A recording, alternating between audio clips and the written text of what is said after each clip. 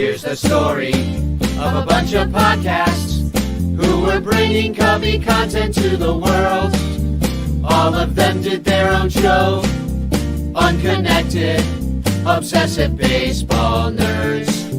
It's the story of a bunch of Cubs fans who are consolidating all their shows.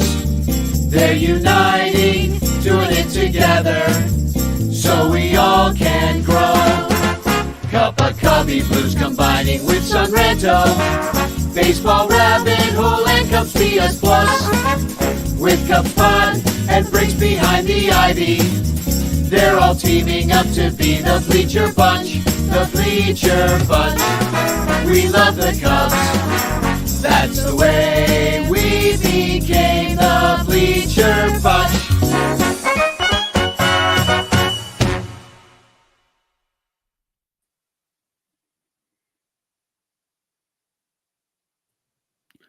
Welcome to the Bleacher Bunch. I'm your host, Michael Cotton, and joining me tonight as your co-host is Mike Waller of the Cubs PS Plus podcast. How are you doing? Doing good. This is the Bleacher Bunch show on the Fans First Network. This show is brought to you by all of our Patreon supporters who support us at patreon.bleacherbunch.com. Go out there and give us money. We could use it. Especially want to thank Blake Beard and his amazing tickets and Rogue Wave Creative. Not to mention all the great podcasts in the Bleacher Bunch: Cubs PS Plus, Cup of Cubby Blue, Bricks Behind the Ivy, Baseball Rabbit Hole, Cubs Pod, and the Sunranto Show. And especially our sponsors, the In the Clutch shirts, who make this awesome Shy Feds shirt that I'm wearing. See it, I'm rocking both Shy Feds. Or I've got the whale, right? So I'm always a little bit confused about when they were the Feds and when they were the whales, or if they were the whales and then called the Feds because they were in the Federal League. I don't know, but it's from the same time period. It's like I'm dressed up like I'm from the early 1900s. And then also Matt Kammerer's Permanent Paintings, who does these awesome bits of art. I've got one over here that he got sued for. I got one right behind us. He does these great maps with people on them. And somebody gets to win one, gets to win a t-shirt, gets to win a picture every month. So, and then also don't forget Chance in the chat. We already got, we got one here with Artie Boucher, who won last week. Dominic Galoro says Chance in the chat. Dominic Galoro does Chance in the chat 2 times because he really wants to win. Stan Miller asks, where is Danny? Danny's busy. Yeah, it's good to ask. So Danny is doing sound for a show, for a play in Chicago. And what is it? I know he sent it to us, Mike. Yeah, I've got it. It's the Trapdoor Theater, and it's the Mannequins Ball is the name of the show. And tonight's opening night. So get out there. I know we got some ranchers going on February 8th on Saturday. So yeah, Joe and Bernie are going on February 8th. So if you want to go hang out with some ranchers, get yourself some tickets for February 8th. Otherwise, get out there on it's trapdoortheater.com, and theater is spelled R-E at the end instead of E-R, just so you know. Just so you're that other Trapdoor Theater, I don't know where it's going to take you. So, well, get out and support these shows. So my wife is in a show right now. Last weekend was her opening weekend. They have 2 more weekends to run, and it's really important to give actors and people who produce shows and musicians opportunities to perform. They need support. So I would definitely be going to see Danny if I lived in Chicago, but get out there and represent us and support the program. Yeah, I've been to a few shows there at the Trapdoor. It's a black box theater, which means everything is black inside, and then they just add a few things setting wise. But it's a lot of it is sort of in your mind. You bring it up, but I think it's like a 40-person theater. It's very intimate. You're right there next to the actors and actresses. And at the end of the show, like a lot of times they'll come and they'll talk to you and hang out afterwards. I know the last show I went to, the audience became part of the show. Like they would refer to you sitting there, and it was quite surprising. What show is your wife in, Mike? She is in a show called Bright Star, and she is playing the role of Mama Murphy. But it's we saw it several years ago. It came through one of the local theaters. It's a good show. She's having a blast with the cast, so it's definitely a good time. I didn't get to see it last weekend because I was at CubsCon, which I think we're going to talk about. But I'm going to go see it Saturday. I'm going to go see it again next Saturday. So looking forward to it. No, nice. And what theater is that? In case anybody is in the North Carolina area, tell them. That is in the Matthews Playhouse in Matthews, North Carolina, which is just south of Charlotte. It's one of the southern suburbs. Cool. Yeah, definitely go out there, support the Ranters wherever you find them. And I mean, talking about support, everybody has been very supportive of all of our podcasts, and now we're bringing them all together under this Bleacher Bunch banner. But Mike, let's talk about you, because you just released your 100th episode. So congratulations. Thank you. 100 episodes. That is huge. Anybody who's done any podcasting at all will know that it's hard to get to 10, much less 100. That's very impressive. Great job. And the team doesn't even give me anything good to talk about. And I still got to 100. Just think how this could be if they were good. No, it's I don't know. I was kind of reflecting on it the last couple episodes as I was getting closer, and then I talk about it some in the show, but it's been a really good outlet for me. I started up at a time when I was out of work. I quit my job out of corporate burnout and needed something different to do, and it's been great. I'd never kind of thought I'd get to 100. I figured I'd run out of ideas, but here we are, and still going strong. And I love the fact that we're pulling this together. I've kind of gotten a creative burst over the last few weeks as Jeff has joined us, and we've all been kind of engaging on how to make Bleacher Bunch work and how the different shows are going to interact with each other. And I think we got some cool new logo rebrands coming, which is exciting. I'm going to debut my new one next week. Shout out IFG for the graphical help to get my idea over the hump. But it's been great. I love the community. I love the interaction, and it kind of lets me just kind of say my Cubs thoughts out loud. And sometimes after I say them out loud, I wish I hadn't, but that's part of the process. Right. Well, yeah. I mean, you fit right in when you say things you immediately wish you hadn't. Happens to everyone. And I mean, so, well, we're going to get to that. We're going to get to that. I almost brought it up now, but you went to CubsCon last week. Yes. And a lot of people didn't get to go. I know there were people watching on Marquee. People have watched things on YouTube, on different outlets. But what was it like for you? And how many have you been to prior to this one? So this is my second. Last year I went for the first time. Last year I went really to try to podcast network and kind of feel it out. So I didn't take any of my kids with me. And I wound up just in the sessions the whole time, listening to Jed and Carter speak and Tom and watching the compound and all that stuff. This time I took Andrew with me, my 13-year-old, my youngest. And I decided there were a couple things I really wanted to do. We were going to do the opening ceremonies. We were going to do bingo. After that, I was just going to let him drive the show. And it was cool to see CubsCon through his eyes. And it was a little more crowded than last year. But he was very interested in chasing players, which didn't really surprise me. I kind of thought he'd go that direction. But he sat down with the schedule and was looking through and looking at, there's a place where you can mark something you're interested in. You don't have to pre-register or anything like that, but it does give you an idea of how crowded things are going to be relative to each other. And he was starting to map out, well, if I get this guy's autograph first by standing in that line, when that's done, I can probably hit these two other lines. They're going to be shorter at the end. And his goal was to really get through and get a ball autographed. And I didn't get a picture of the ball, but he was having a blast, and he was just lucky. I mean, I had him on my podcast yesterday talking about the experience, and if you're walking around CubsCon and you've got your head up and you're paying attention, you're going to run into some people. And he just randomly ran into Rhino and Kerry Wood and Jody Davis and Sean Dunstan. I mean, yeah, that's awesome. I mean, that's a murderer's row. Like if you're trying to get, and I know, so Andrew is what, 13, 12? Mm-hmm. 13. Yeah, 13 years old. So obviously he didn't see these guys really play, but he knows who they are. I mean, they're the names in from our childhood. And then of course we share them with our children and they know these people.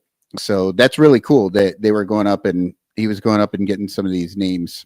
And if I understood it right, is that the ball that he got from, was it David Bodie? It was Wisdom, but no, it wasn't. It was Patrick Wisdom. Bodie was right next to him. Yeah. Okay. Yes. Patrick Wisdom gave him a ball at the game last summer. I was wondering if that was the same ball he used. No, that should have, though. I didn't even think about it.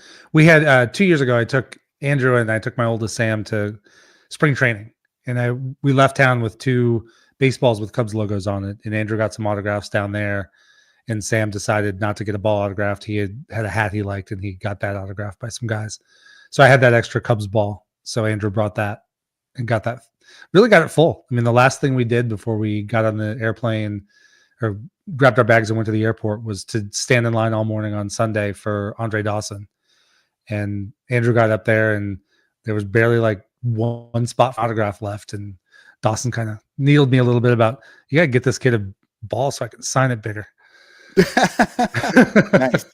Yes. So he's going to be chastised by a Hall of Famer. But yeah. No, it was fun. The people were great. It was great to catch up. We saw Joe. We saw Bernie. Hung out with Rob Sanchez a lot. We saw Danny, Bleacher, Jeff. Of course, every time you're in line, you got to look and see, am I in the same line as Crawley? Because if you are, you're probably in the right place. And there was only one time the entire weekend where Crawley was behind me in line, and that was Andre Dawson on Sunday morning. So figure out where Crawley is, and if you're fairly close, you're probably where you need to be. Yeah, that is probably right. And since you brought him up, and since you're talking about, you want to be where Crawley is, and it's rare to be in front of Crawley. So the fact that you got in front of him ever at this thing, I'm amazed. But we're going to show a video.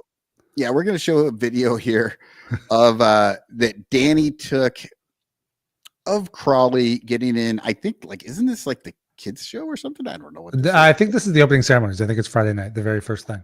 Okay, so Danny took this video. This, I will warn you all, it's a little long. We've been trying to figure out, we didn't get it till late, and we've been trying to figure out how to make it shorter. You're just going to have to sit with us here a little bit. Sorry for the audio listeners, because you're just going to hear a bunch of stuff. I will try to maybe talk through it here and let you know what's going on. Do you want me to narrate, or do you want to narrate? No, we can both do it. Let's go for it. You get it started.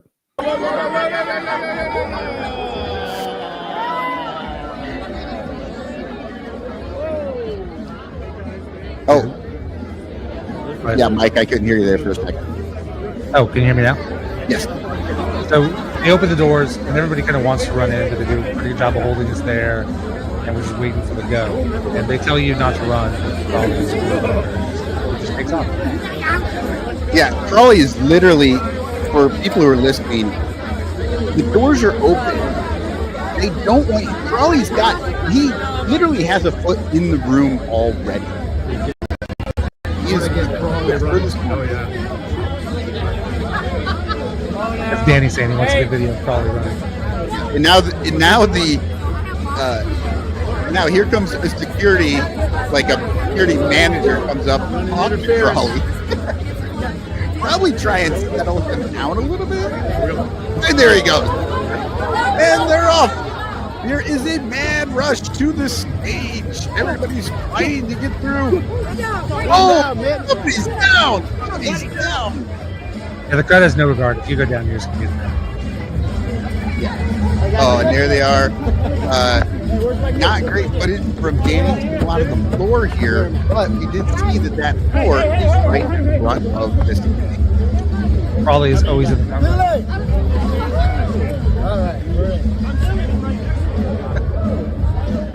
A lot of somebody's pants. Yeah, a lot of pants. Yeah, because by the time Danny got up there, a lot of the floor, we could hear them talking. Crawley's cooler made a cameo appearance there because he brings the cooler in. So like Crawley always up at the front of these things, so there's no not seeing him. And he's sitting there with a cooler full of beer, I'm assuming. You were there, you saw the cooler. What was in it? Beer?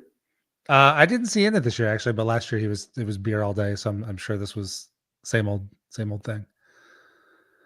Yeah. So Bo Spencer Thompson says, yes, I was right behind Crawley. And if anybody knows what happened to the person that went down, send thoughts and prayers. Yeah. Andrew and I were sitting with Rob about, we weren't too far behind Crawley, maybe 10, 12 rows back, but still pretty good seats. Yeah.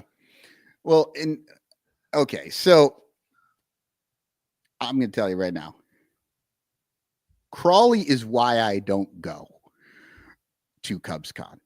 And it's not Crawley or guys like Crawley. No, it's not Crawley at all. I'm just giving him a hard time. It's literally because that rush of people and like you were talking about standing in the lines and doing all that stuff. Look, I am a different type of person. And I know that I don't fit in with a lot of different things, but that's not fun for me. I've gone to CubsCon one time and I was only there one day. It just happened to be able to get in there. It was interesting. It was cool. I walked around, some neat stuff, but like all of those people and all of those lines that doesn't work with me, man. I hear you. I try to avoid all those things. So you offered me a ticket last weekend, and I will say I was very tempted. I was tempted to come hang out with you, but ultimately I couldn't. A couple other people were out in the Ranters Discord. So for anybody who doesn't know, if you're in the Bleacher Bunch Patreon, you get into our Discord, and you might be able to get free tickets to things like CubsCon, because that's the kind of thing that happens in there when you're on the inside. A few people had tickets last week that couldn't go for one reason or another. And the ticket I offered you wound up going to Joe. So yeah, no, and that's awesome. Yeah. Another rancher gets in, and yeah, that's what it's all about. It's about the community, and it's about, you put a little in and you definitely get a lot out of it, in my opinion. But there were tickets out there, and man, I was tempted. But then I see a video like that, and I'm like, oh God, thank God I did not go. Well, it's funny. It's funny too, because that Big Crush, I actually missed it this year. So we had teamed up with Rob, because one thing I learned last year is I went solo. I didn't really know anybody. I met some people over the course of a couple of days, but like opening night, I was by myself. And so like if I wanted to go step out of line, go to the bathroom or whatever, like I'm not with anybody that's going to hold my spot. So really was kind of being camped there. So that kind of led me to kind of staying in one place. That's kind of one of the reasons why I did all the sessions instead of trying some autograph lines or walk in the space a little bit more.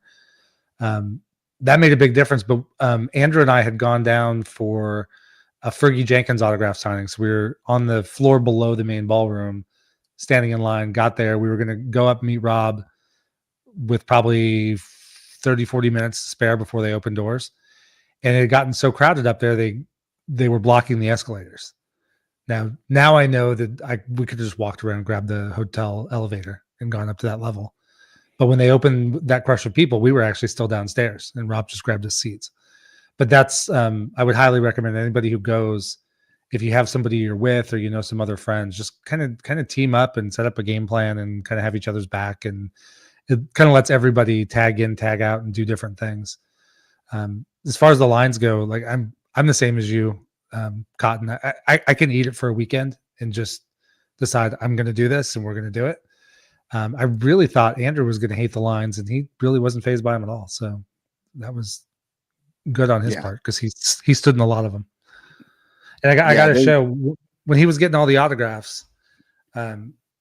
Between the two of us, we got my podcast hat signed by quite a few guys. There we go. Can't find the. Oh, nice. Yeah. So Waller's his podcast hat. Waller has an awesome hat. He sent one to Danny, and then I complained that only Danny got one. So then he sent one to me because the greasy, the squeaky wheel gets the grease, right? Uh-huh. I got one, but yeah, Waller's got these awesome hats. They are like the ones we're wearing. Well, you're wearing it right now. I'm wearing it now. Yeah. It's got the red bill because everybody loves the blue with red bill. And for some reason, it's that 90s road hat, man. That was it. Everybody seems to love that hat, right? Yeah. Like whenever you're talking always about been my favorite hat. Everybody wants them to bring that hat back. The 90s road hats, the red top or red bill, blue top, red C. It's great. Yeah. Well, and to bring this back kind of to convention, like this is a hat I always, when I see this hat, I think of Sammy. And for Sammy to be back this weekend, I've talked a lot on my show. I won't get into it here, but like I've got some very mixed feelings about Sammy over the years. I did agree a couple of years ago that it was well past time to bring him back. But I'll tell you, when he ran on that stage, that electricity, that pop, those vibes from 1998, those things are still real. You could just feel every bit of it. Like I was getting goosebumps, and he's running around with the flag, and if I really look at it objectively, it's stupid and contrived and whatever, but it still works. It still hits. But some people have that. You know what I mean? Like they have that that can bring that out. Yes, you can look at it objectively and go, this is total bullshit. We've been waiting for this for so long. They scripted this whole thing for him to come out and the flag, like, after 9/11 and all that stuff, because they knew that that's what would get people going. And yet, if it's the right person, there's nothing you can do about it. You just like, this is great. I love it. And Sammy's that guy. He really is. He is that guy. He's still that guy. Yeah. I don't have any real mixed feelings about Sammy. I loved Sammy when he was with the Cubs, and I've never really cared about the whole steroids thing because it was clear that so many were doing them. And, and it's like, okay, so everybody's doing steroids. Sammy was still the best of those, except for Barry Bonds, right? Like Sammy still, even in the steroid era, he was the only one to go over 63 straight seasons and the only one to go over 63 years ever. And then, of course. And fun fact, he never led the league in homers. Yeah, that's the insane part, right? Like every year he had McGuire or Barry Bonds in front of him. And, but again, for me, yeah. Barry Bonds, it's exactly it. Like he's the poster child for that era. And while, yes, you can, if you don't like people who do the steroids and all that stuff, if that's your thing, that's fine. I totally get it. It just never bugged me because I'm like, well, all these guys are doing it, but the best guys are still the best. Yes. If I have any issue with the steroid era, it was the guys at the lower end who were maybe knocking guys out who weren't taking steroids. And, it's like, if your option was like, I'm in AAA and I just can't make it because there's a guy who's just a touch better than me and that guy's doing steroids and I'm not, that bugs me a little bit. Yeah. But the overall thing is just like, everybody was doing it and it was pretty, it wasn't a very well hidden secret. No. Well, and for me, it's not actually even the PEDs. A little bit of the lying after the getting in front of Congress and not being able to understand English suddenly. But really, I talk about a lot. My least favorite Cubs team ever was 2004. That season ended so badly and left so much bad taste in my mouth that when Sammy walked out the last day and didn't even play or wasn't even in the dugout for the last game.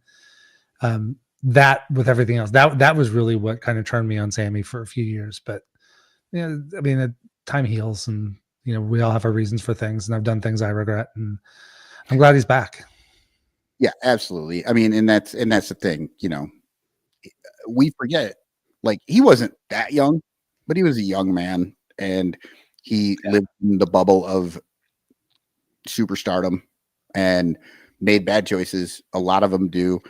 Unfortunately, we hear about a lot of them making way worse choices. And when you think, oh, Sammy left early, and that was that's one of the bigger things that we can get on him about. It's like, okay, I'm okay with that one.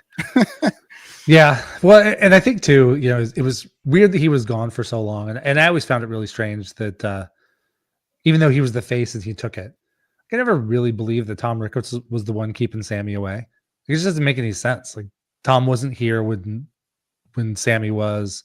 I really think it was former players. I think Rhino might have been one of the main guys keeping him out. I think now, whether it's just time, whether it's his own health situation or whatever, I think the time came to mend fences. And one thing I did notice when they were doing all the introductions in the beginning, when Sandberg came out, he was giving handshakes and some hugs and stuff. He and Sammy had a pretty big hug up there. And so I was happy to see. Kind of really felt like burying the hatchet and time to move on.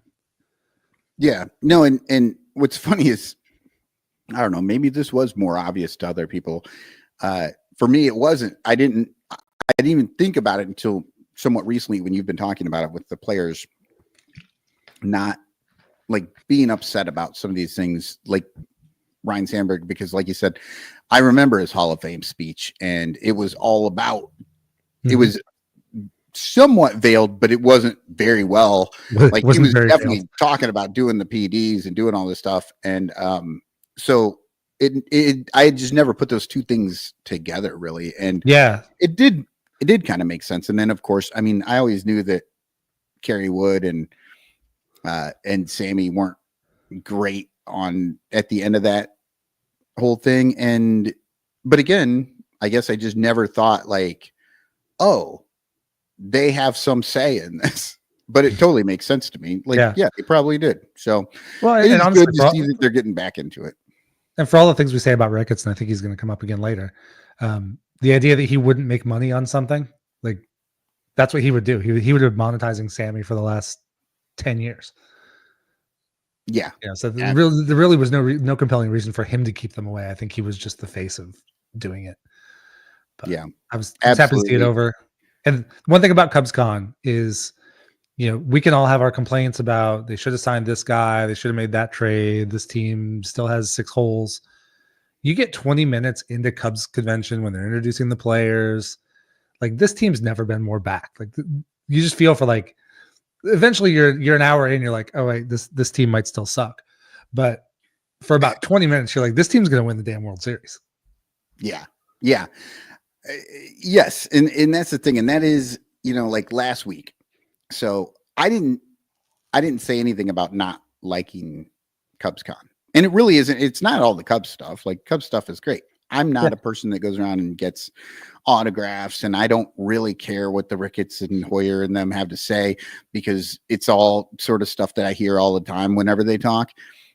And I know people like to get together with people, and this community, it's awesome. It always is awesome to be able to hang out with the ranters in different, you know, places and do different things. It's always fun, but you know, it's just not, it's not quite enough for me. But I didn't say anything last week because I'm not going to, I don't want to taint it prior to, right? Because I know everybody was getting excited. And like I said, I was kind of getting excited, just everybody else getting excited to the point that I almost went. And then I was like, oh, well, good. I didn't, because there were a lot of people there, and that's not my scene. Yeah, it's definitely not. It's Cubs Disneyland, basically. Yeah. So, all right. So Sammy came out, and you got to see all the guys. They announced who their wall of fame is going to be, right? Yeah, it's Derek Lee and Sammy Sosa. Derek Lee and Sammy Sosa. So Derek Lee was back. He's not there very often.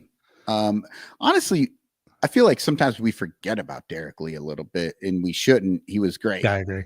He was so good. And he was also, he was one of the guys that was killing the Cubs in 2003 when he was with the Marlins. So I'm glad they went and got him. But No, he was. I had sort of forgotten too, like seeing him in person again. He's a big dude. I mean, he's got to be every bit of 6'5", and he's big and strong. And I just remember watching him pick it at first base that 2005 season when he won the batting championship and came pretty darn close to the Triple Crown, if I remember right. I don't have the numbers in front of me. Yeah, I remember he was chasing that. Yeah. And that whole run, I got thinking about in my lifetime, just even from what I've heard, we could probably take it back to 69 team that came up short. But 84 was great, 89 was great, but those were just kind of one-offs. But you get to like 2003 to like 2010, it all kind of went south, or 9-10, it kind of went south too fast. But in that run, I mean, we had Kerry Wood and Sammy Sosa and Derek Lee and Aramis Ramirez and Carlos Zambrano. Like, that was a really good time of Cubs baseball. Yeah. Oh, it absolutely was. I mean, you had the 98 wild card team, which had everybody go like excited. Then 03, NLCS. Then you get then like you said, 7 and 8. That was the first back-to-back since like the 40s or the 30s, and 2008, we kind of forget in 2008 because they got swept out of the playoffs so quickly. That was a really good baseball team. Yeah. And I used to always tell people in the 2009, 10, 11 era, when it was getting worse and worse and worse, Yes. I used to always tell people, I'm like, you don't understand. This is the golden era of Cubs baseball. Like, this is the best it's been since 1945. Like, the fact that in my lifetime, I saw 1, 2, 3, 5 postseason teams. Yes. There hadn't been one from 45 to 84. Like, there had not been a single one. And in those 20 years, like, they had 5. That's pretty good. Yeah. And then they had 5 the next decade. Yeah. And it became the silver age because the golden age came right after it, and so Break Even Tom in here says Lee had a 335 average, 46 homers, 50 doubles, and 107 RBI. Crazy. I'm actually kind of wondering how he only had 107 RBIs with, I forgot it was the 2005 offense. Only he and Aramis Ramirez could hit. Yeah, exactly. And I remember the big thing with Lee too. Like, he was so good until he hurt his back. He had a back issue. Yep. And from that point on, he never fully returned to those stats that Break Even Tom just showed. Like, he just never quite, he wasn't terrible. He just wasn't that superstar. And there was one year too, might have been 2006, where early in the season, he got hit by a pitch and broke his wrist. Like, that didn't become a chronic thing, but that did wipe out his season. Yes. Yeah. And it's little things like that maybe why we don't quite remember how good he was, because some of those memories are tainted or overshadowed by some of the injuries that he was playing through and trying to get right. Yeah. So at peak, if he could have stayed healthy, I mean, he was putting up numbers that were legitimate Cooperstown numbers. Oh yeah. He just didn't do it enough and couldn't stay healthy long enough. Yeah, absolutely. Now, so what was the best part then? Like, what's the one moment, I guess? Actually, give me 2 of them. The one moment that the Cubs provided for you that you will remember from this Cubs Con that you really liked, and 2, the moment that you experienced outside of that's gonna kind of stick with you. I think for the Cubs moment, I think it's got to be when Sammy came on stage. I mean, that's just, the electricity was, it was off the charts. It was, you could just feel the energy in the room just dialed up, and he's just that guy, and people hadn't seen him in 20 years and all of that. For the kind of those other moments, I really enjoyed just kind of bopping around and talking to people. And sometimes it was running into maybe another Cubs podcaster, but like, I was talking to Kyle Stanley from the Setup Man podcast. And then 5 minutes later, he introduces me to Luke Little's parents, and they're from Charlotte too. My kids go to a high school called Myers Park, and Luke pitched at we're in Mecklenburg County, and he pitched at East Mac High School, one of our rivals.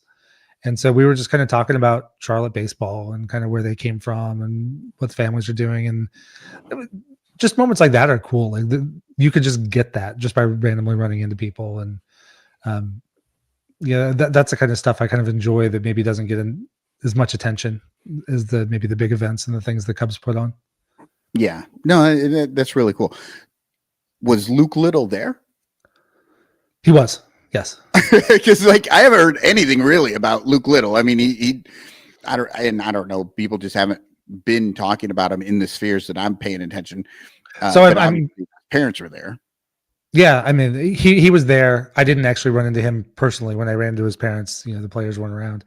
But the big thing with him, I think, is there are reports now, and his parents were correctly saying we can't say anything because about his health or whatever. But there are reports out there that Rich Biesterfeld has gotten pictures of him out on the fields in Arizona. So it's looking fairly promising. Like he might be able to have a fairly normal spring training. We'll see what happens when they actually report down there. But he's a guy that if he's healthy, he was looking pretty good last season right before he got injured. Always got command issues, but there just aren't a lot of 6'7" lefties that can throw 100 miles an hour. So if he can pull it together, he could be a hell of a weapon back there. I know, because they're over there dunking instead of throwing baseballs. Yeah. Well, okay. I want to kind of talk about one thing here that I personally felt like the Cubs kind of messed up with this whole thing. And it happened last week on this show. I was sitting here talking to Sarah, and Jeff joined us a little bit after, but the Cubs, I have no idea why they did this, but they released the City Connects, the alternate jerseys and uniforms the day before CubsCon. Now, before you get it, like, let me explain why, because during the show, I thought it was a bad idea, but then the more I thought about it and the more like looking at people talking about CubsCon and the different things, and then watching that video that the Cubs did to accompany it. And I thought to myself, why did you do this? Like, why did you release it the day before? Because imagine if this had been completely under wraps. There was nobody had talked about uniforms at all. Mm-hmm.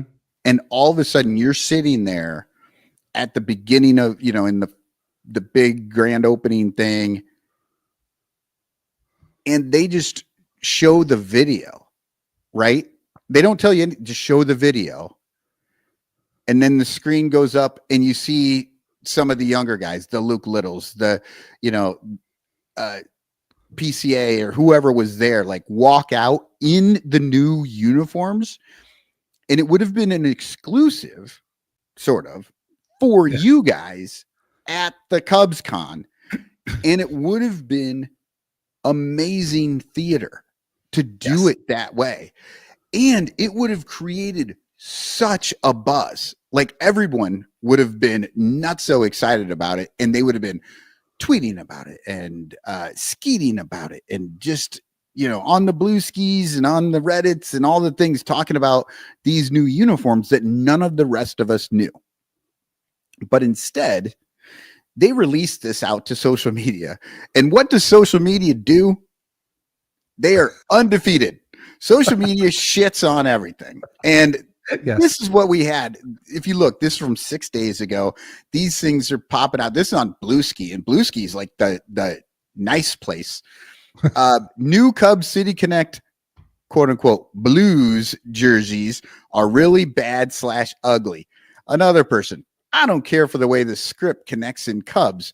Reminds me of cheap knockoff jerseys and the way all the embroidered text connects. And then another one, obviously, the Cubs main jerseys are perfect, but it would be nice if we got alternates that didn't suck every once in a while. This is what I'm talking about. They gave the internet 24 hours to destroy this thing before CubsCon, and by the time CubsCon hits, we already have this. I see the Cubs have come out with the 1979 Expos tribute jerseys. And for the listeners, it's a picture of the Cubs jersey with the number and the patch, and the Expos jersey. It's very similar font for the numbers. You know, obviously the patch, the Expos and the Cubs are different, but the color is the same. It's very similar. And it just bugs me to death that they didn't give you guys that opportunity to be the ones to see it first. I hadn't thought about it because I was kind of as it was getting released. I think maybe I saw it right before I got on my plane to Chicago because I was flying out when you guys were doing the show. So I listened to it like the next day, standing in line at CubsCon. Throw cotton in my ears. That could be taken a few different ways. Yes, okay. You just because you didn't want to hear anybody. But wasn't the first place I saw it was not from the Cubs? I think there was a leak. Wasn't it a non-Cubs account that was the first one to splash it out there? I wonder if they might have had that planned and somebody just got a hold of the picture and took it. Well, and I could understand that. Yes, there's always that thought too. But also, because you know me, I always have to play devil's advocate and like look at the other I know side. you're always giving them the benefit of the doubt, and you're just not even about giving, but like, but even if they were going to screw it up, it's weird that like it wasn't from one of their accounts the day before. Right, but they still, if they had been planning to do it at the CubsCon, they still could have done it and should have done it, even if it was already out there. Oh yeah, to still have the guys wear it walking out. Yes, right, and show the video and all that stuff. That just wasn't done. And if somebody leaks something like that, sure, there might be people who are like, "Oh, what is this?" But it's not the Cubs, right? And so there's at least doubt until the Cubs announce it, you know, instead of just jumping right out there and Cubs released the video and did all this stuff. I'm just saying, I actually like them, but no, I actually like them too. Other people don't, but I think, and honestly, I think I saw more people who did like them, but I'm just saying that's what the internet does. Oh, it does. And you're 100% right about that. Absolutely. And before the Cubs even had a chance, like they could have just made such a spectacle out of it, and they just didn't. And I was like, man, I just think that would have been so cool if I would have been hearing from you guys about it versus, versus seeing it the night before on the show. And then we were already talking about it and we were debating the different things. And, and it's like, it kind of, I don't know, by the time CubsCon actually hit, and I don't know, were they selling those jerseys at CubsCon? Yeah, they sold a ton. I mean, you were seeing the hats and the shirts walking on. So they did have them for sale. Yes. But one thing that I know Bernie ran into this, they didn't have all the players. And I don't know, I deal with a lot of youth sports uniforms and stuff, and supply chains ever since like COVID are still screwed up, and it takes us way longer to get uniforms now than it used to and all that. So I don't know how much of it was like oversight on the Cubs or some of it was just stuff, but there were definitely players you couldn't get. Like I know Bernie was looking for Michael Bush, and I was actually Bush and Steele. I was a little surprised that Steele wasn't there. I could see if there's a bit of a pecking order and you got to prioritize, maybe Bush isn't your top five. But they certainly had the Dansbys, they had the Tuckers, they had the PCA. One of my favorite things, they have all kinds of like extras that go with, and there's a hoodie. It's available in powder blue and black and a couple other colors of, like the standing Cub Bear from like that playing like a red guitar. Yep. I've seen that one, and that is pretty cool. Like I said, I'm with you. I like them. I think they do look pretty good. It'll be interesting to see the entire uniform on a player on the field and how all that looks, because, like I said last week, the old City Connects, I didn't like them until I started to see them on the field more. And then I was like, oh, I kind of like them better now that I'm seeing them. They had to grow on me. This one doesn't have to grow on me, but I would like to see what it looks like on the, I will be excited about that 120 Friday start. I was the same way on that, on the old City Connects. Like they had to grow on me, but from day one, I always loved the hat on the City Connects.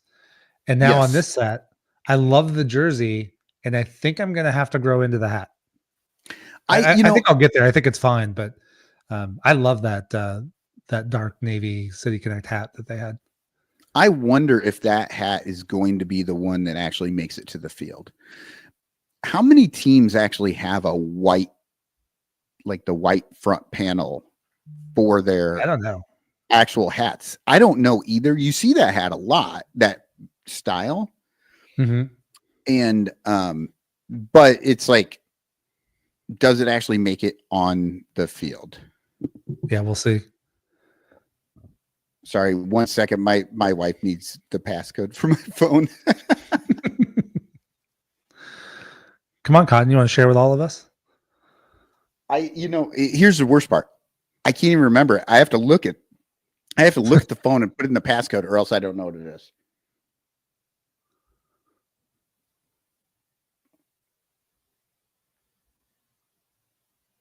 There you go.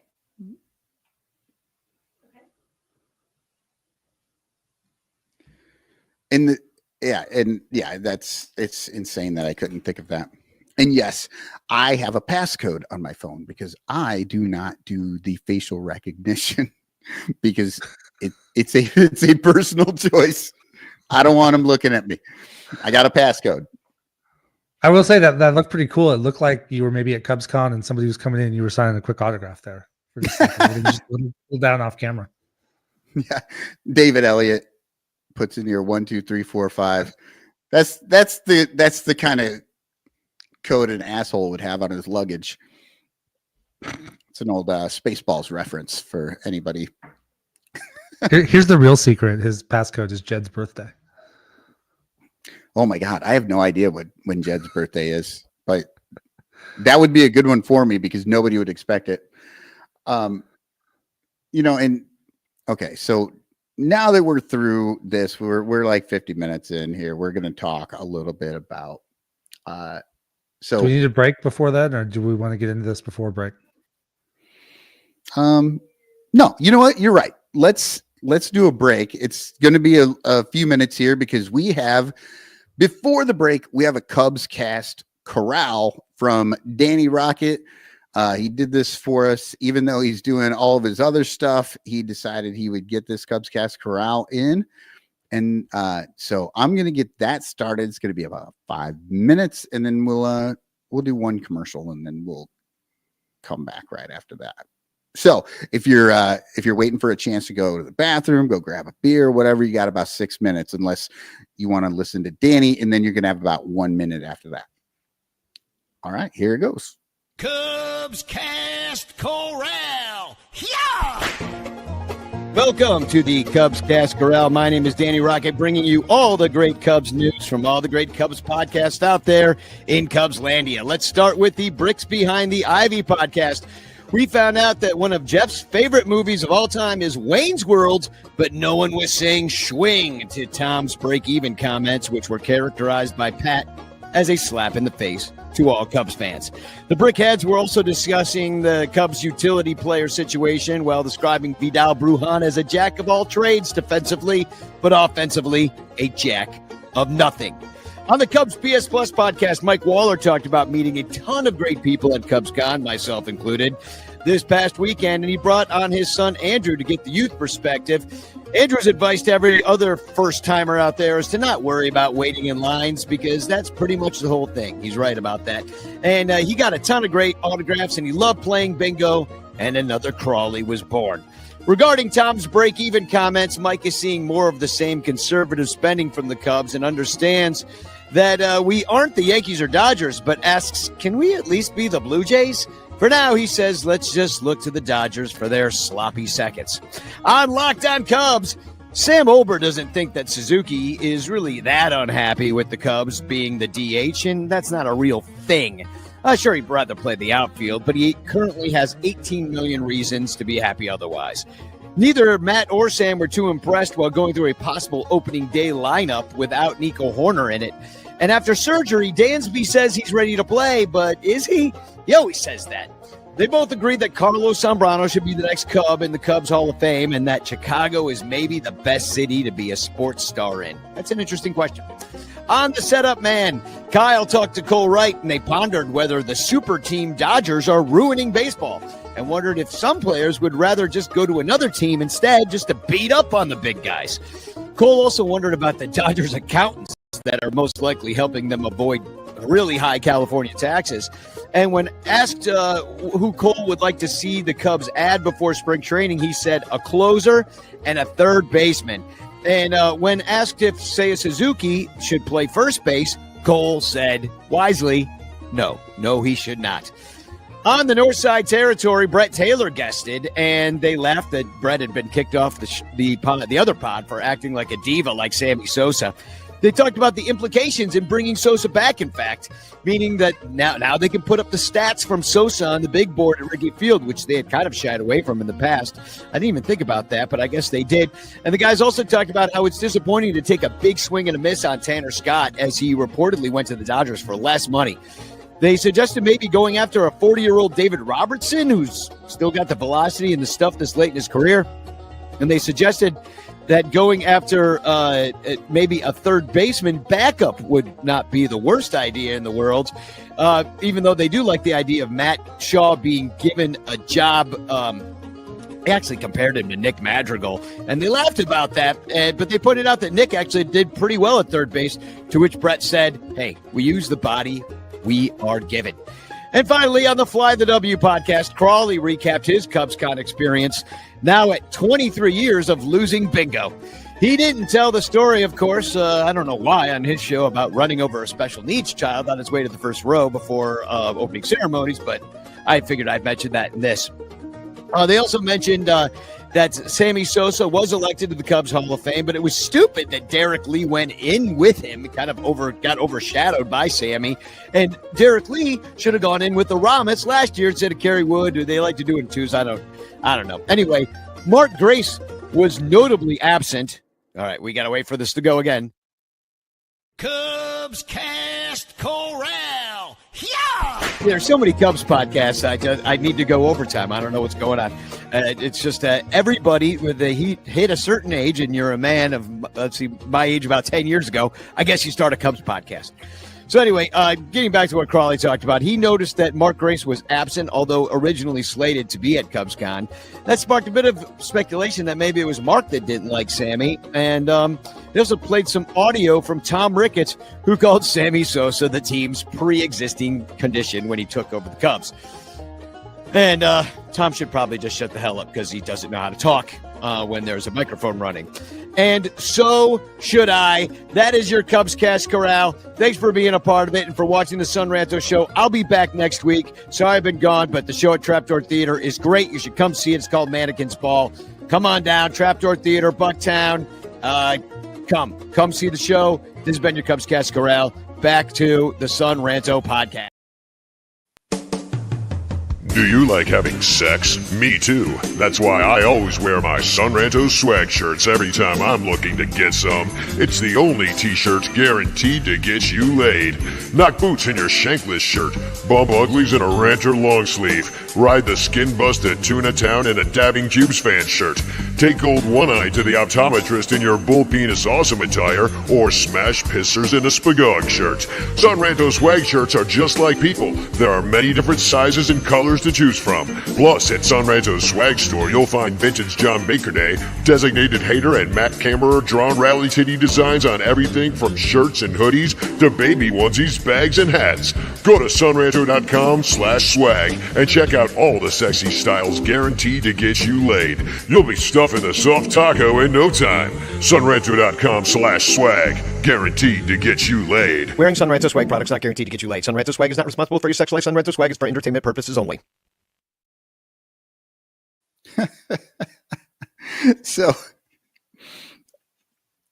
the Bleacher Bunch show, this our third episode, is we're trying to keep this one cleaner and a little less I don't know, whatever, but I played the wrong shit. I played the wrong commercial for that, I guess. Oh, I cannot hear you, Mike, unfortunately. We've lost Waller here for a second. But while we're waiting for him, had a pretty interesting article over on Cubs Insider.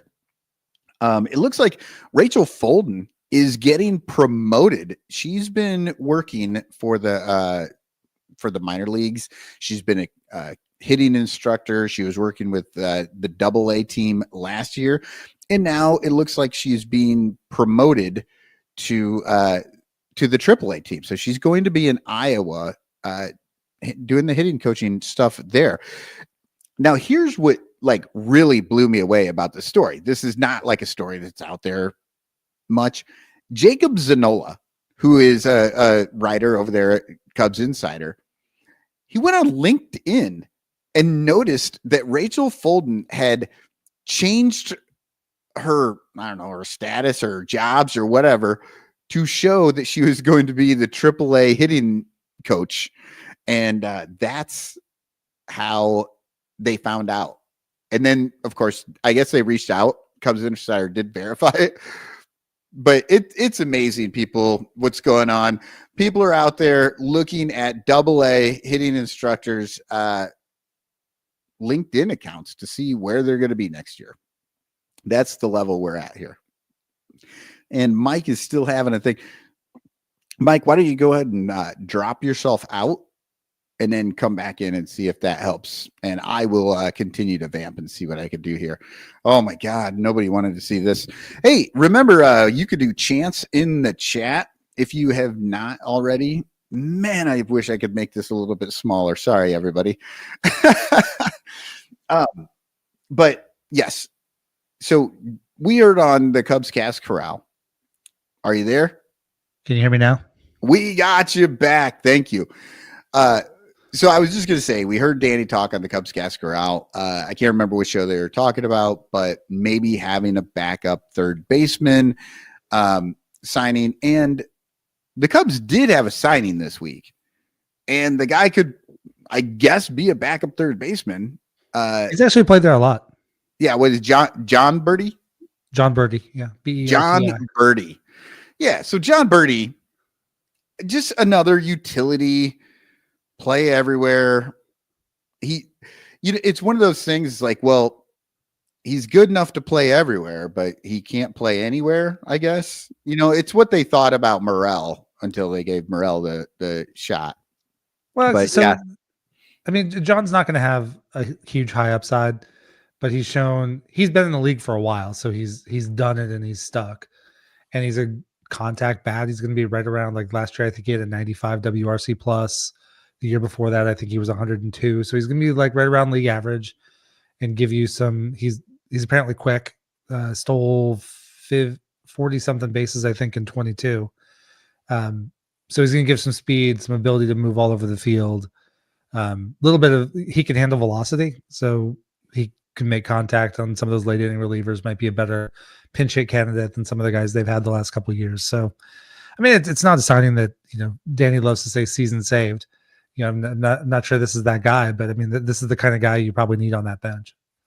Yeah, Sarah Sanchez put it as the most Jed Hoyer-ish signing that she could think of, and I think I agree with that. It's low cost, random dude that can play everywhere and might be of some use a little down the road. What's kind of crazy now is the way the bench is shaping up. I still don't think they're done. They don't.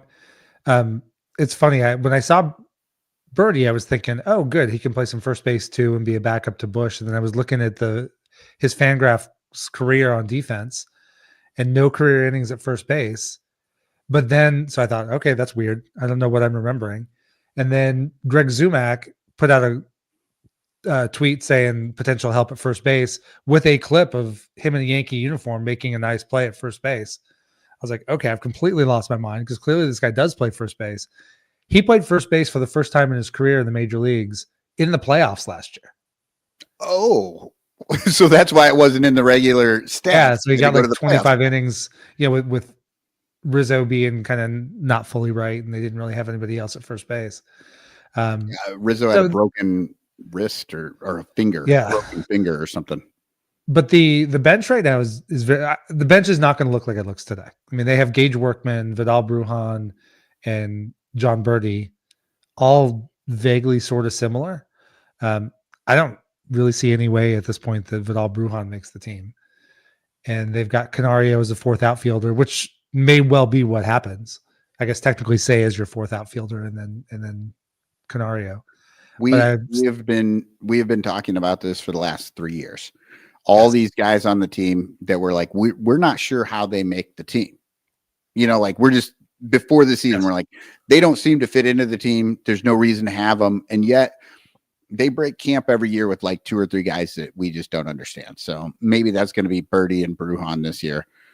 Well, and the two complicated ones. So Brujan doesn't have any options. So he is major league roster or bust. And then Gage Workman, the Cubs don't typically pick a Rule 5 position player. So there's got to be something that they really like, or else why would they even do it? He has to stay on the 40-man roster or else be offered back to Detroit. So that's a guy who, if he can clear this season, then he can go up, down, then he'll have his options and can go to the minors in 26. But yeah, I just don't see keeping both those guys on the roster where they can't go down. No, it doesn't really make sense. But that gets us into this topic of intelligent spending. And like Danny said in the Cubs Corral, before we get into this, I'm going to bring Jeff Rogowskis has joined us in the green room. He has put his children to bed. We're going to bring him on to the thing. He could join into this conversation. He wanted to jump in here right after this. We're going to talk a little about some of this Dodger stuff going on too. So welcome, Jeff. How you doing? Good. How you guys doing? Doing well. So figured I'd get you in here to talk about this. And Danny had mentioned it in Cubs Cast Corral. Tom should maybe just not talk. I think, Mike, you said something like that earlier too. Tom Ricketts at CubsCon or whenever he's at whatever interview he's in, talked about the Cubs and saying that the Cubs break even. They're breaking even. Yes. Now, look, Tom, we are not stupid. Look, we're not stupid. Stop it. Look, it doesn't matter. Even if we don't know what your numbers are, we know you're not breaking even. Like, that's just not how it works. And here's the thing. Tom is a billionaire, and he's one of they've got money all over the place. And one way billionaires really good at using their money is that they know how to move money into different pockets and different categories and different books and stuff. When you do that, you show that you either made less money or lost money or whatever you did, but it moves things around so that you can show that you don't have a lot of income in order to not pay the taxes on it, right? Correct. But apparently Tom thinks this is still the 1990s when none of us have access to the global internet, and we would just go, oh wow, that's interesting. They're not doing as well as we thought. But I'll tell you right now, probably discredited that, there's a whole handful of fans in the generation that are way overeducated because there were no jobs. So we all ended up getting MBAs and have learned advanced finances. So, when you preach at us like we don't know what's going on, it's extra embarrassing because your audience is more educated than they've ever been.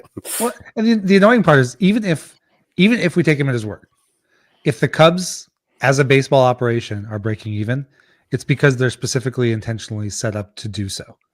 Because you've got big revenues over here that are something else. You got a sports book over here that's something else. I know Ken Rosenthal discussed it today. Like he had mentioned that, he understands that there are revenue for the team, like maybe the team's breaking even, and then concessions and ballpark amenities and stuff are a separate budget.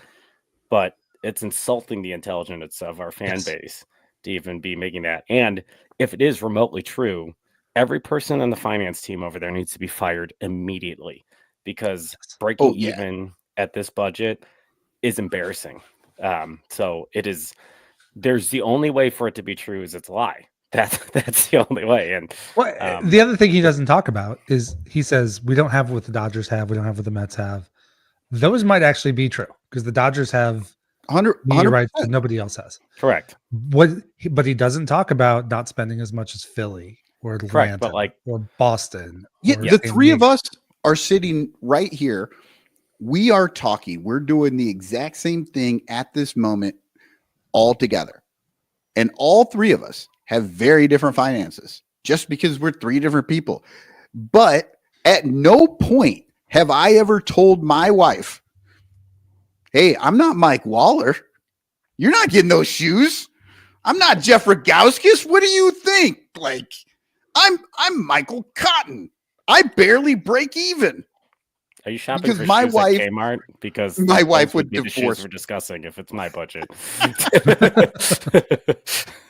And this is not even new. Like, it's not even new stuff.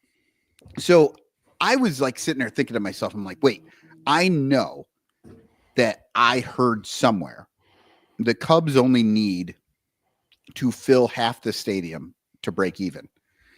To break even. I've heard that. I don't know if it's true, but I have heard that. Right. And I was like, where did I hear that? Where did I hear it? So I went back 2022, December of 2022 on Cubs Insider, Evan Altman said that, and I didn't have time to really search it, but according to Evan, and I'm going to just say Evan probably, sure, he knows as well as anybody. He was just 22. Like, he does. He's solid. They mentioned that they need half the stadium because that was right after.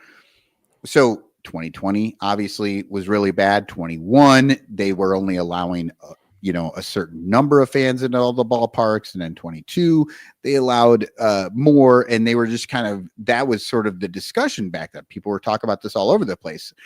And at some point, Evan noted that they said they only needed 50% capacity to do this. And then it was in April, Sarah Sanchez talking about how much it costs to go to the ballpark, like between New York versus Chicago versus LA, right? And all the beers and all that stuff. This is 23. And she mentioned that as well, that they only need half the people to start making money. And her point was possibly because you have to spend so much money on your beer and your dogs and all that stuff.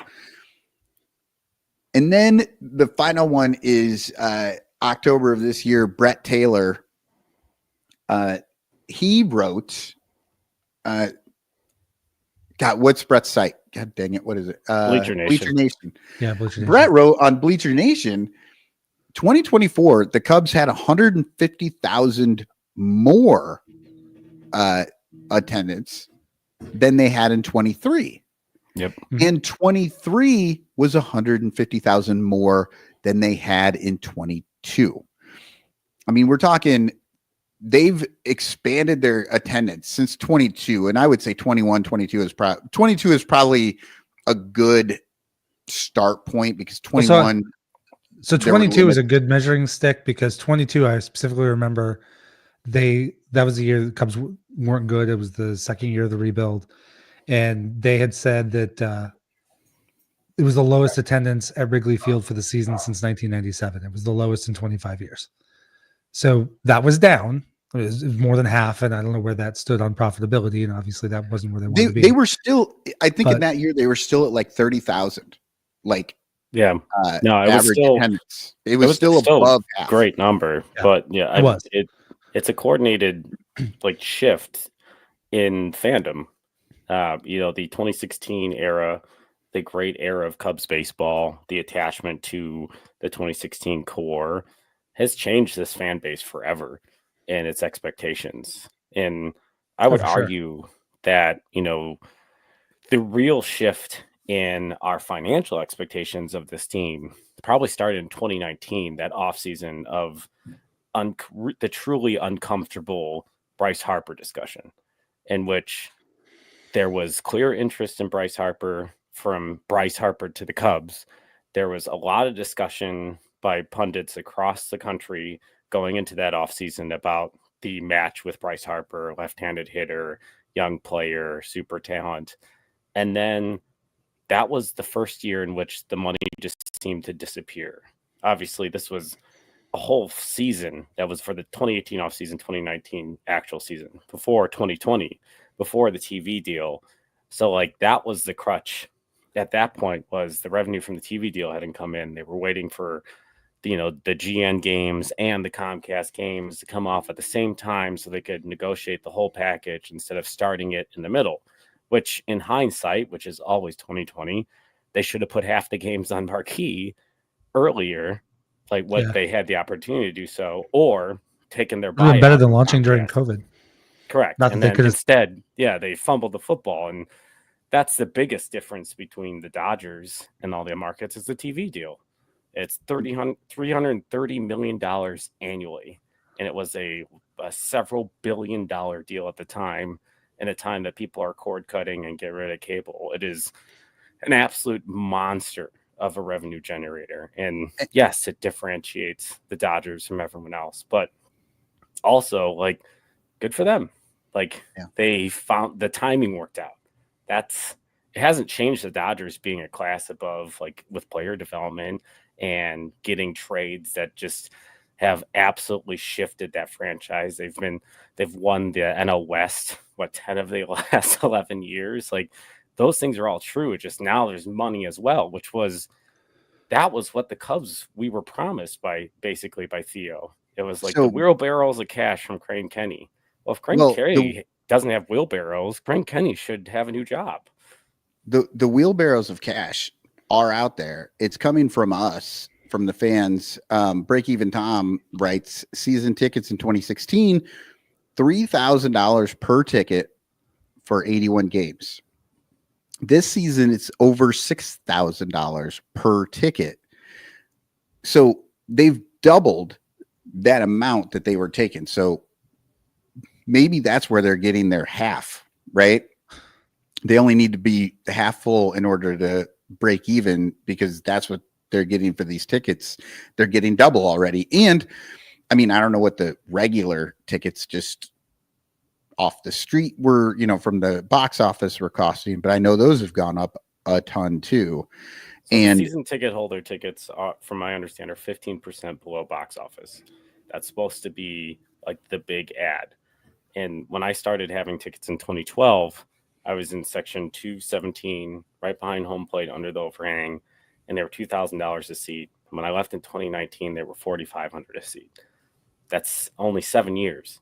And it's 100% increase in the tickets. Yes. And it's continued to go up even as they've retooled. They didn't ever, and it's not a rebuild. When I get into it, I feel like I can complain differently about Jed Hoyer than I can Tom Ricketts. Jed Hoyer, with enough backlash or whatever, enough poor performance, could get fired. The Cubs could decide to move on and bring in somebody else. Tom's going to sell the team, or the family's going to sell the team if and when they ever want to sell the team. So I feel like I tend to not go the ownership complaint route as often. And I'm trying to just, they're going to spend what they want, what they're going to spend. It's not enough. We all say that over and over and over and over again, but it feels like just such a losing argument, especially now, the last CBA, I understood teams that didn't want to go over the cap 3 years in a row, because at that point you got the draft pick penalties and your draft picks would fall 10 spots. Now they've changed that. Repeat penalty is nothing but cash. It's just a cash choice. No, you don't get picks in the CBA. Well, the draft picks come when you're far enough over the third tier. Correct. Yeah. Yeah. But So now you can be over the first tier every single year for But for some dozen reason, years they in a signed row. more draft picks to the qualifying offer, which Yeah. is why we are where we are. Like, is Alex Bregman worth a second and a fifth? Like that is the exact And conversation. to some extent, that's also where, because there's no transparency, because we don't know. I mean, I talked about it on my show yesterday. You can just kind of look at what Tom does. And so Tom has pushed over before. I don't know if that's because Theo did a better job of pushing him to do it, or if the team was in a better position to do it, or if Tom has just changed now. But you can assume they're going to spend close to the first level of the CBT because they've done it the last 2 years running. But as far as going over, like, and within that, as far as giving up draft picks, or we're going to sign somebody with a qualifying offer, I don't know where that balance is between Jed and Tom. Like, Jed's going to get a budget. I mean, even the Mets and Dodgers have a budget. It just is $11 billion instead of, nobody can count that high. All right, Right. I'm going to counter with a question for both of you then about Yeah. that. Like, doesn't it feel so? Theo Epstein, and transparency is a big part here. What you said, Mike, like that. Theo, people would line up to listen to that guy read the dictionary because he would have something insightful to say beyond just the definitions. The guy was charismatic, a crowd gatherer. Like, he's appointment television. Jed Hoyer is not that. And that's not a slam on Jed Hoyer. Like, there are not many human beings that could command a room as a GM in baseball. Like, he was near Scott Boras level of attention grabbing, but at the president of baseball operations level, and also not an ass. But the question I have, I guess, is there used to be this idea about it wasn't just now, but they were looking into the future.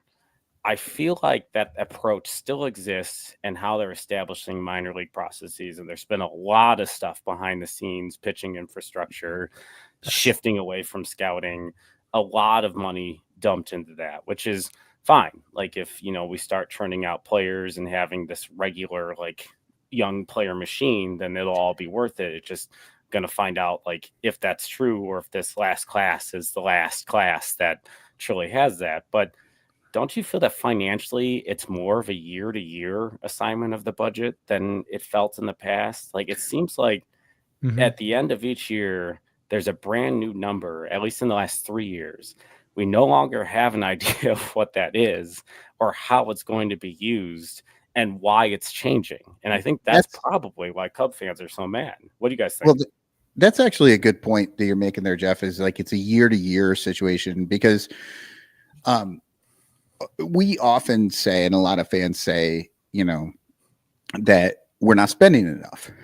And then, we get these Brewers fans and Reds fans, and they're like, you're spending $230 million and you're almost at the cap. And they are correct.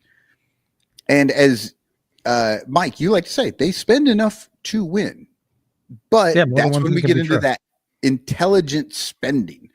Yeah. And what it feels like to me is what Jeff is saying. They're doing a year to year, right? They keep trying to, let's see if we can just put this all together this year. And so we're going to we'll spend a little more AAV, but we'll keep these guys less time, and hopefully they'll opt out and do whatever. But which, like, to me, that's the change of the approach there. It's not Jed Hoyer. It's, holy crap, Tom might tell me in 3 years we only have 150 million. So if I sign a guy for 60 million a year for 10 years, in 7 years, I'm screwed because I only have 90 million left. And that would only be for the other 25 players on the roster. Yeah. Well, it's just one of those things. Like, he's trying to catch lightning in a bottle every year. So he is spending, like Mike says, up to that cap. They're spending enough. But the way that they're spending it, because they're not spending down the road, they're not. So that's why we're in this weird situation where you can say the Cubs are spending enough and they aren't spending enough, and you can both be right. You know what I mean? It's this weird situation. And let's take this to the Dodgers, because I mean the Dodgers is the far extreme end of anything we've ever seen. But when you spend big, like you don't have to be the biggest spender to win. The numbers will say you probably need to be top third in baseball and payroll to kind of consistently be there, and I believe that. But what we run into is look at the Dodgers last year. What they go through, like 9 starting pitchers. They never they were using an opener in the World Series because they didn't have 5 starting pitchers they could put out there. And Game 5 of the NLDS versus the Padres. Yeah, Like they would not have won the World Series. The Padres were set up. They weren't facing a starter in that game. They were set up to take them down. They were the better team, and they didn't win the game because baseball's weird. but when you spend enough, you build up enough at other positions. So that offense, when you have to face Ohtani and Mookie Betts and Freeman and Max Muncy and Will Smith, and you've got the back of the bullpen that they have, they just continue to throw more. They picked up Jack Flaherty late in the season. They traded for Tyler Glass now. They're all in on the Japanese pitchers. When you're going to spend at that level, you just throw so many more bodies at it. If one of those contracts turns out to be a mistake, they're just going to spend right past it and replace it. So that's one way to do it. The one thing I want to see from the Cubs is doing that. I always hear, Jed will never on the big contract or Tom will never on the big contract. At some point, if you are going to have a sustained winner, you're going to have a central core that's going to be together for some period of time.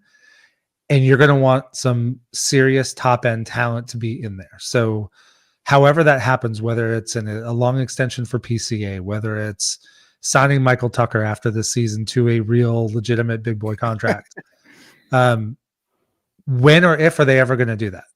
And I get Tom was talking again, like they don't like the long deal because the back end of that contract can look bad. But you just have to know if you're going to get that star quality player in their prime, that's how it works. Like if you sign somebody to a 10-year deal, you're expecting them to be good for the first 6, and you're going to get whatever you can out of it. And that's what we're seeing with the Dodgers with Ohtani.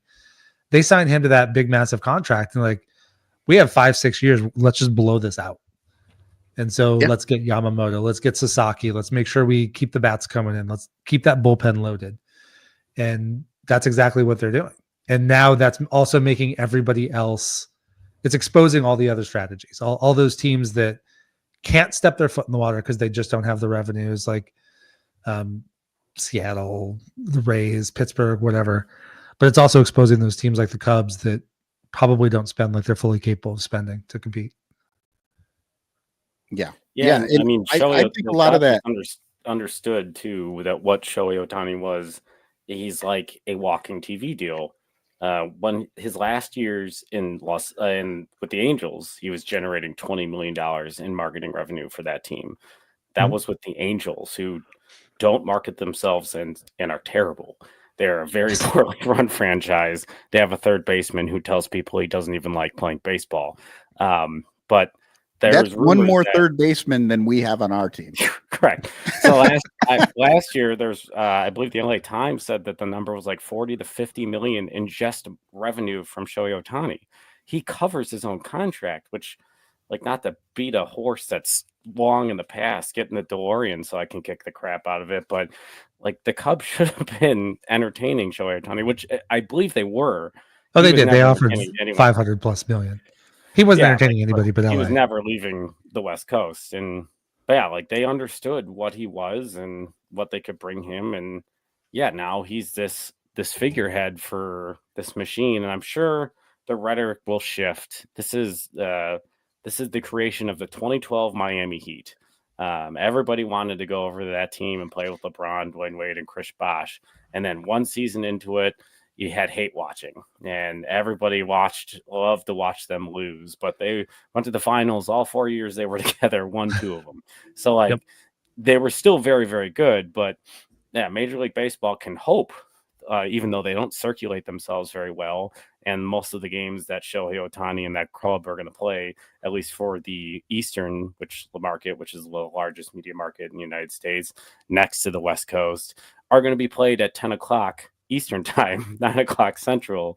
So it's going to be really hard to market that team. So it will be interesting because I feel like the Dodgers will be challenged with adjusted schedules and stuff to play on Sunday Night Baseball more than they ever have, which is going to hurt their travel, and everyone's going to use that excuse. But they're still going to win 116, 117 games potentially if they all stay healthy. They're an absolutely ridiculous roster.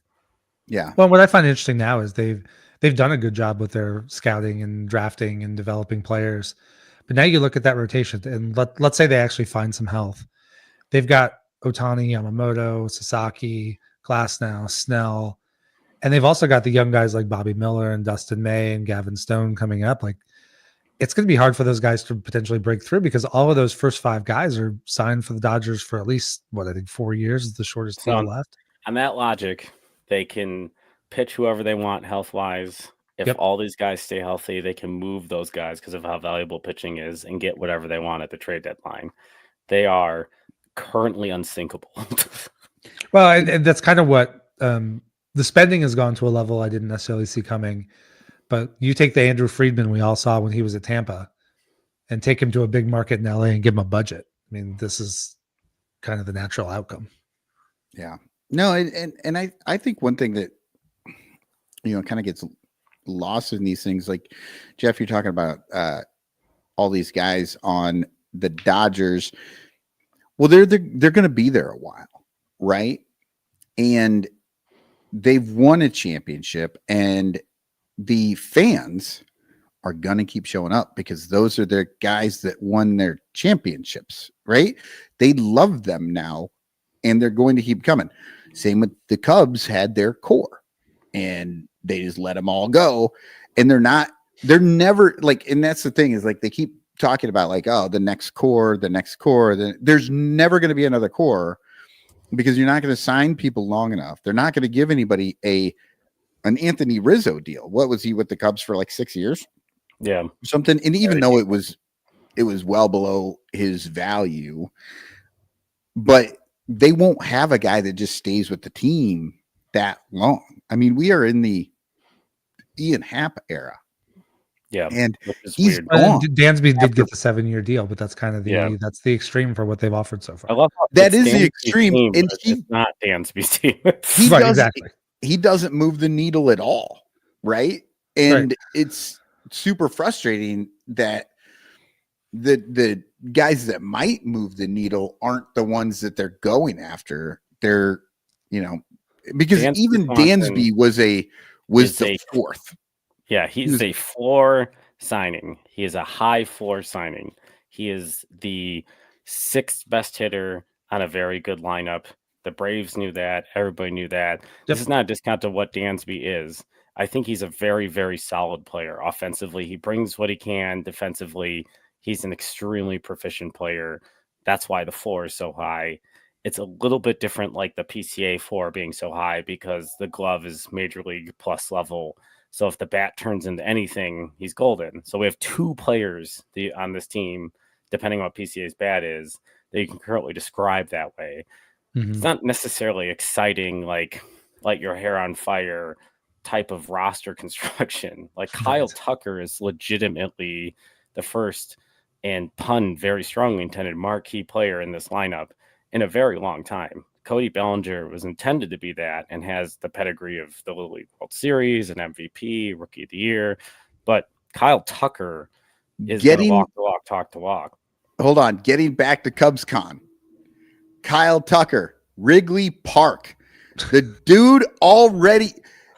Look, they had the problems with the contract, right? That they resolved fairly quickly, but there was an issue. And then the Wrigley Park. And then, like, I guess he's not signing baseballs or something. I don't freaking know. And I saw it a couple times. I don't want to be too accusational because the times I saw it, he very well may have been given instructions to move it along. So I'm not going to trash the guy over that, but he did not seem as engaged as some of the other players. Well, and I'm not going to trash him either. Like, I'm just saying these are the things I'm hearing. Like, it may not be true, but regardless, if that's where you're at, that's where you're at after CubsCon, if the story of who you are after the biggest, I'm trying to say this very nice, biggest back rub that the Cubs can give to a fan base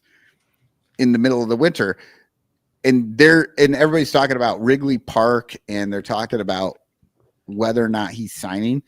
That is not a good look. It's just not a good look. And that's frustrating. It's frustrating for me because, Jeff, you're right. Like, this is a chance. You know, Mike, you've talked about him. Like, this is a chance for this guy, for us to have somebody that might lift this team. But why? I mean, at this point, with some of these things coming off, like, people are already kind of ready to trash him before they even go in. If he plays well, that'll all go away. But then if he plays well, he's not staying with the Cubs. And then everybody's going to be angry again. And it's just going to be, it's this super frustrating sort of cycle that we're like stuck in with some of these players. Well, and this will be where Jed and or Tom, whoever is the biggest holdup, they can end that. They can end that whole "they will never" by doing it. You know, if the Cubs actually did offer Kyle Tucker 10 years, $400 million, then we would no longer be able to say they will never. We might be able to say they'll be super picky about it. They're not going to do it very often, but that's a choice they can, you know, Tom doesn't like that narrative out there. Go change the freaking narrative. Yeah, absolutely. And yeah, I'm with you on that. It's easy to make the one changes. big piece of paper from him wipes away a lot of stuff. They just don't want to do it. Now, Jeff, when you said you wanted to come on the show tonight, you said something about Ben Verlander had a take on the Dodgers. You want to hit us with that? So that we can actually get out of here in the next half hour. Yeah, sure. Which will be hard. I think we got some long-winded dudes on here. So, yeah, I wanted to talk about. I listened to Ben Verlander's podcast. I check it out from time to time to get some national perspective. I generally do a little more national listening during the off season. During the regular season, I'm more 100% Cubs focused, but. He's got a podcast called Flippin' Bats, and yes, it is Ben Verlander, brother of Justin Verlander. So he has, he's had a vested interest and rooting interest in the Astros for a number of years. And he knows all about the Cubs not picking up the guy that they should have picked up at the time that they could have picked him up. Correct. Which, I like not to go down that road, but the understanding is that it was like a done deal, and then a pivot late. At the deadline, and it shifted to that wasn't it like a waiver wire transaction. He was almost a Cub, which I mean, measure almost and nothing and let me know. But yeah, I think he had a really interesting take about the Dodgers, and it was very similar to Jeff Passan's take today, Ken Rosenthal, and I really strongly recommend folks listen to other folks' content. As a content creator myself, I'm not going to, give away the gift for free here. Folks work really hard to make stuff. And that being said, Mike, congrats on 100 episodes. That's such an accomplishment. Super cool. Just inspiration for me and everybody here at Bleacher Bunch as we kind of get rolling in our Cubs fan content station this year. But I trailed Danny by 1,100 episodes.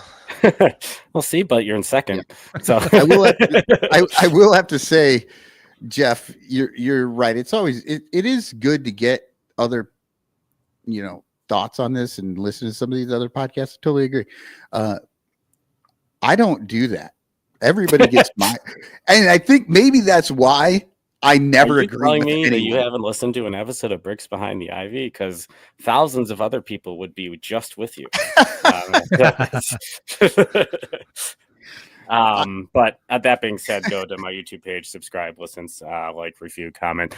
But anywho, Ben Verlander had a really interesting take that I heard an audio clip and ended up listening to the whole episode. And really the narrative is the Dodgers are bad for baseball, and the transition and demands and yells for a salary cap. And he's pretty adamantly against it. And I tend to kind of sit in that park as well, not necessarily the salary cap thing, but I don't think the Dodgers are bad for baseball. I think they are Nope. the overcorrection of a much bigger issue of underspending, purse tightening, and all this cross the board ownership whining of profitability, including our own lovely break even Stephen Tom Ricketts. The issue is that every team has found a love for the movie Moneyball. Either if it's the book for those who can read, and if they have a bunch of money, they have people read for them, or if they just watched it on the pretty picture screen with Brad Pitt. They have this idea that they can. That's literally what they did, and that's why we have some of these teams, because they didn't actually A, read the book Moneyball, but then B, go to the person that was creating the stats that Moneyball was using to do their things. They just watched Brad Pitt be pretty. And that's the thing. Like, I watch Brad Pitt to be pretty sometimes too, but like, I also understand there's context in the things he does. But yeah, I mean, at the end of the day, Major League Baseball is heading for an extremely dangerous path. And the Dodgers might be what pushes them that direction and starts the discussion potentially on the player side. But what it is going to be a 2027 strike, or after the 2026 season and the CBA expires, because if they're going to want a salary cap like the rest of the sports, they're going to have to open their books, and they're going to have to show the players what they're making, and they're going to have to justify salary floor. They're going to have to justify a salary cap, and they're not going to want to do that. And my concern is that the behavior now, especially with the Dodgers, is only going to get worse, because they are going to maximize their profits, especially given maybe an individual that's in the White House that is going to give favorable tax benefits for high value earners. And they're going to maximize that, redeploy that into the marketplace and make as much money as possible, because they either know the good days are over, or they're going to fight tooth and nail to the point that we're going to lose an entire season of baseball to not show people how profitable this is. There are not owners that come into the sports realm, Tom Brady being one, Alex Rodriguez in the basketball arena, that like throw money for fun at a team that they think they like because they know they're going to lose money. That's not what rich people do. This is also a completely different era than and Jeff, I know you're a little bit younger than us, but back in the day, we had guys like Bill Veeck. We had that owned, their livelihood was the team. That is not what we have anymore. Yes, the teams are their hobbies. And Mike, you mentioned this on your 100th episode, is that Cohen, this is a hobby for him. Right. And Mike, didn't you also mention that the owners might be at each other's throats? Yeah, right, I was just going to jump in with that. So I think we're heading to a point right now where in the past, going back to the 80s with the collusion, the owners just decide, you know what? All right, players won free agency, but screw it. We're all going to have a gentleman's agreement, mostly to not sign guys. And then that broke down. And then that's what led to the loss of the second half of the 1994 season. And then it got to where, okay, we coming out of the PED era, we got to just get the stuff in order. And with Bud Selig at the top, ran everything, like, for better or worse, a lot of worse. He was able to keep the owners really tightly together. Well, now you have, I do agree, every owner in baseball, well, except that I would say the Dodgers can't spend more money, but they always seem to keep finding a way. Every other team can spend more than they spend, but also there are going to be teams that literally cannot match the Dodgers. Like that is not a feasible thing. And I do have to wonder at some point if we're going to start to have a schism between owners where, the Dodgers and the Yankees and the Mets want to go do things one way. And then you've got the Rays and stupid John Fisher and other people at the other end. And I kind of wonder if there's going to be an owner battle first before they have it out with the players. All right. Like you see, like Matt Ishbia, like of the Phoenix Suns, who's potentially looking into buying the Twins and doing family-friendly pricing. new owner for the Baltimore Orioles just lowered all concession pricing because they realize that that's an investment into the fans. It makes the ballpark, the experience more affordable. I These kind of people, love the Orioles. yeah, like I Just low key, from afar. besides like them not doing anything this offseason with a young core, like I low key love the brand. The new owner Yep. is not a money sucking piece of garbage. They have a bunch of young, exciting players that are But locked damn, up for sign a little somebody, bit. please. Yeah, exactly. But Get some like, pitching. yeah, why weren't you engaged? And you've got all these young bats and stuff. Kobe Mayo, who is a favorite of my one of my old co-hosts, Sean Hot Stove Cubbies. The guy's just sitting there in the minor leagues. He's got nowhere to play, and like everybody wants this dude. They think he's a high-profile bat. Couldn't flip him for one of the starters out there. You didn't aggressively pursue Roki Sasaki. Like what is he doing, baby? As they would say. I have no Yes. idea what is going on. And like, meanwhile, the rest of the AL East is, battling to be not in last. I don't understand what the Blue Jays are trying to do. Like, they don't want to get rid of Bichette and Vlad. They're going to run it back one more time and spend a bunch of money to run it back and lose to the Yankees, the Rays, who never have anyone until they have everyone, and the Orioles. And like, that's not even mentioning the Red Sox, who have loaded up a little bit more.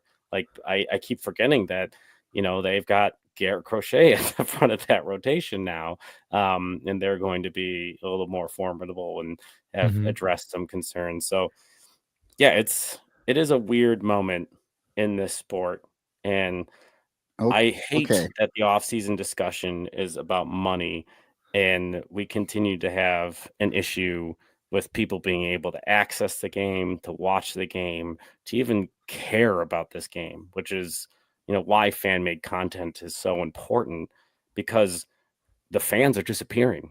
They're going other places. Like, stop grabbing your money and focus on the thing that's important, the people who are going to keep coming. And if you don't replace every person you're not grabbing now, in 5 years, you are going to have half empty stadiums. So thank God that's the break-even number for Wrigley. Okay, so I need to get to that, but I need to go to the thing you were talking about before. David Elliott writes in the chat here, Dodgers aren't falling in line with the rest of the owners, and they, meaning the owners, don't like that.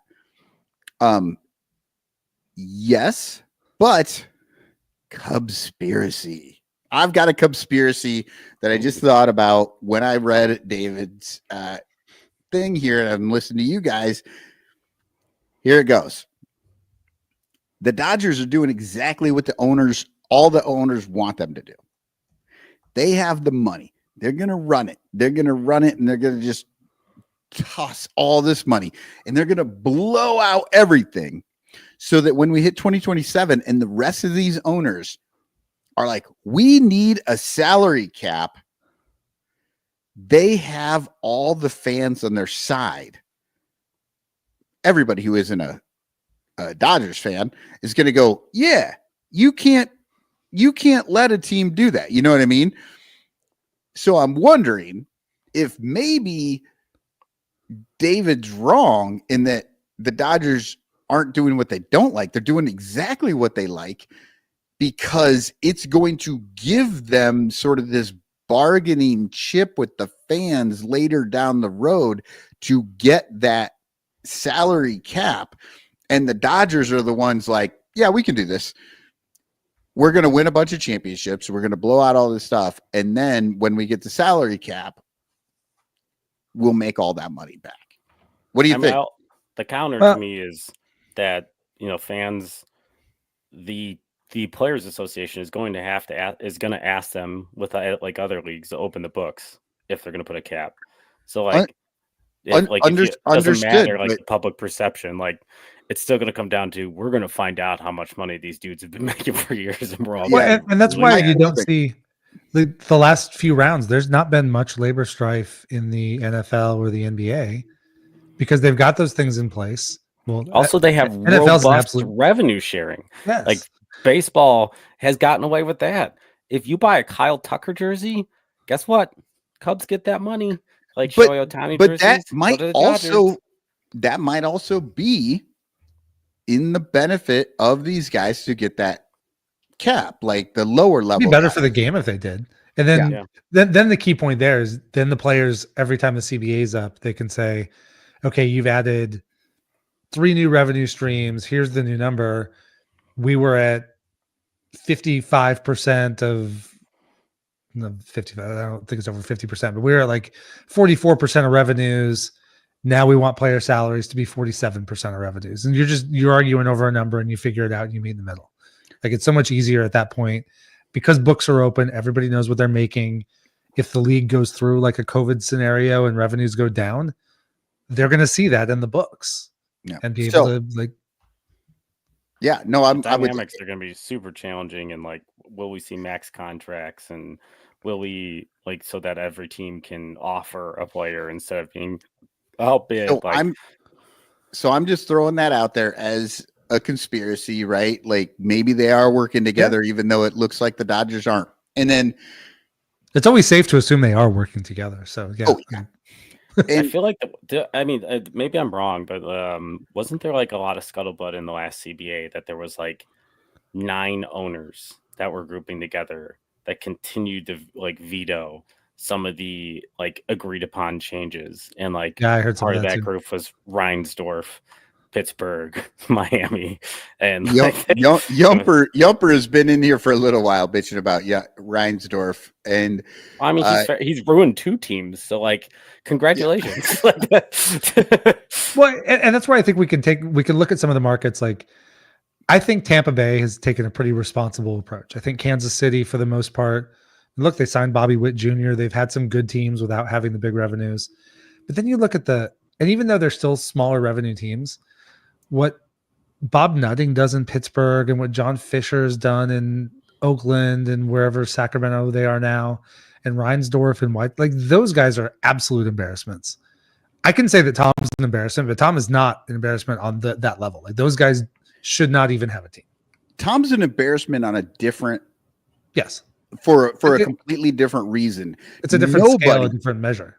Nobody in the history of Cubs fandom thought after a 108-year drought, the man that would bring the championship would be one of the least liked men in Wrigley Field. Like I didn't see that coming. Yeah, but less than 10 years. Watch out! Here comes some Tom Ricketts apologist work, and everybody get ready to jump on me.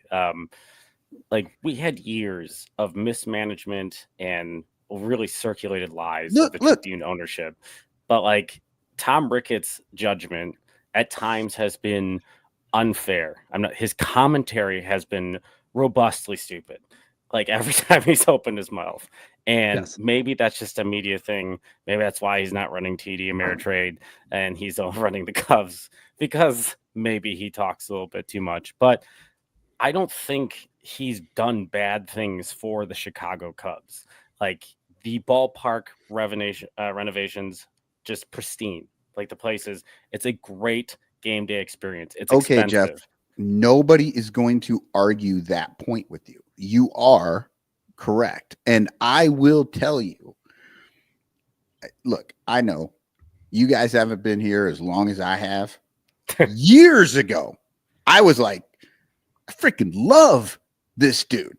He's building up the Dominican. He's building up they did this stuff in Mesa.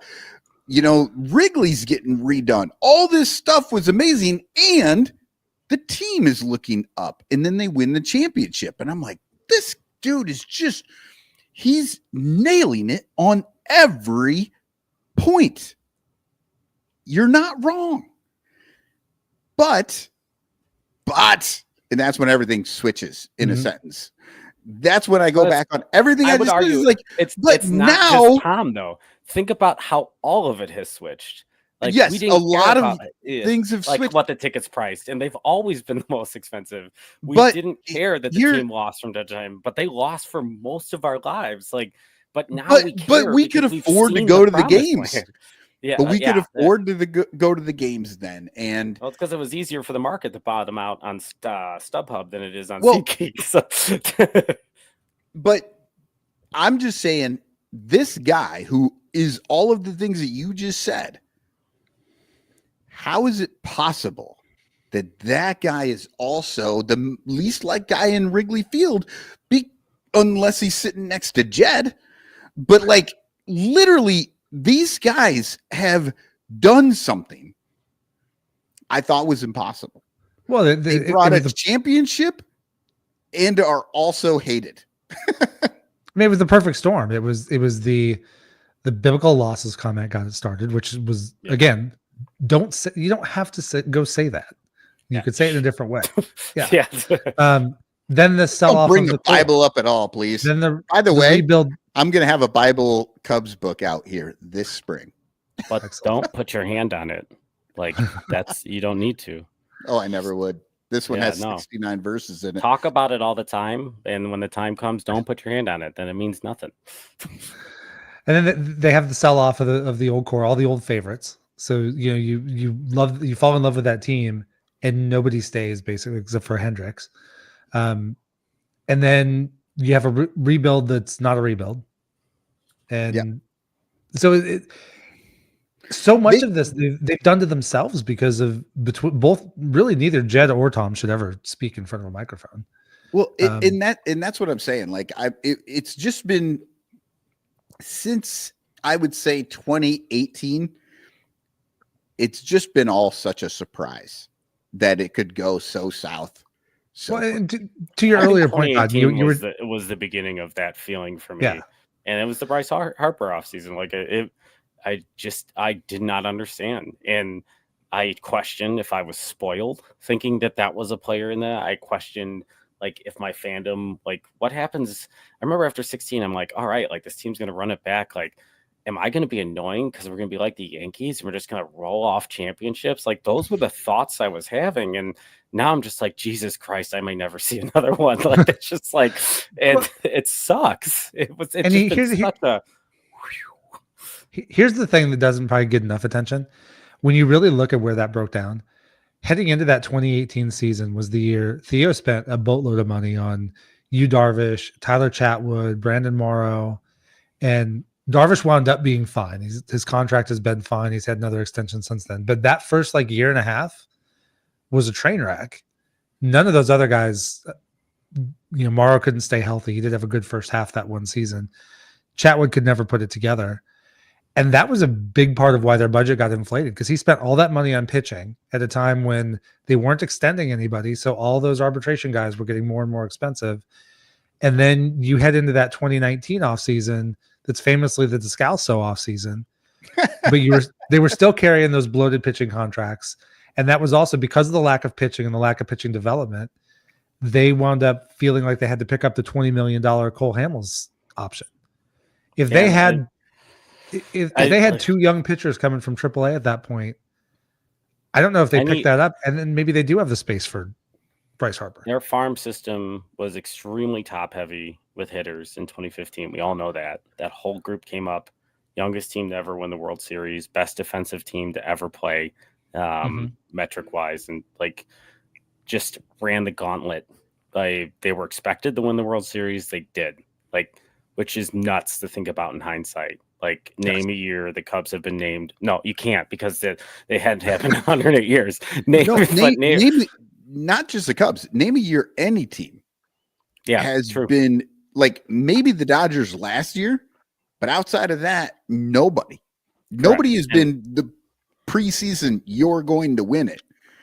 And then like after that, like the Cubs supplemented that roster, and I think there's logic to this. And the Cubs, when they started renovating that ballpark, started developing the neighborhood, all those things, when the Ricketts family bought the Cubs, there were an intense amount of stressed assets, bad debt, not giving them excuses, but they were cleaning that stuff up, and they had to clean those stuff up. And there was a lot of money that needed to be dumped in the ballpark.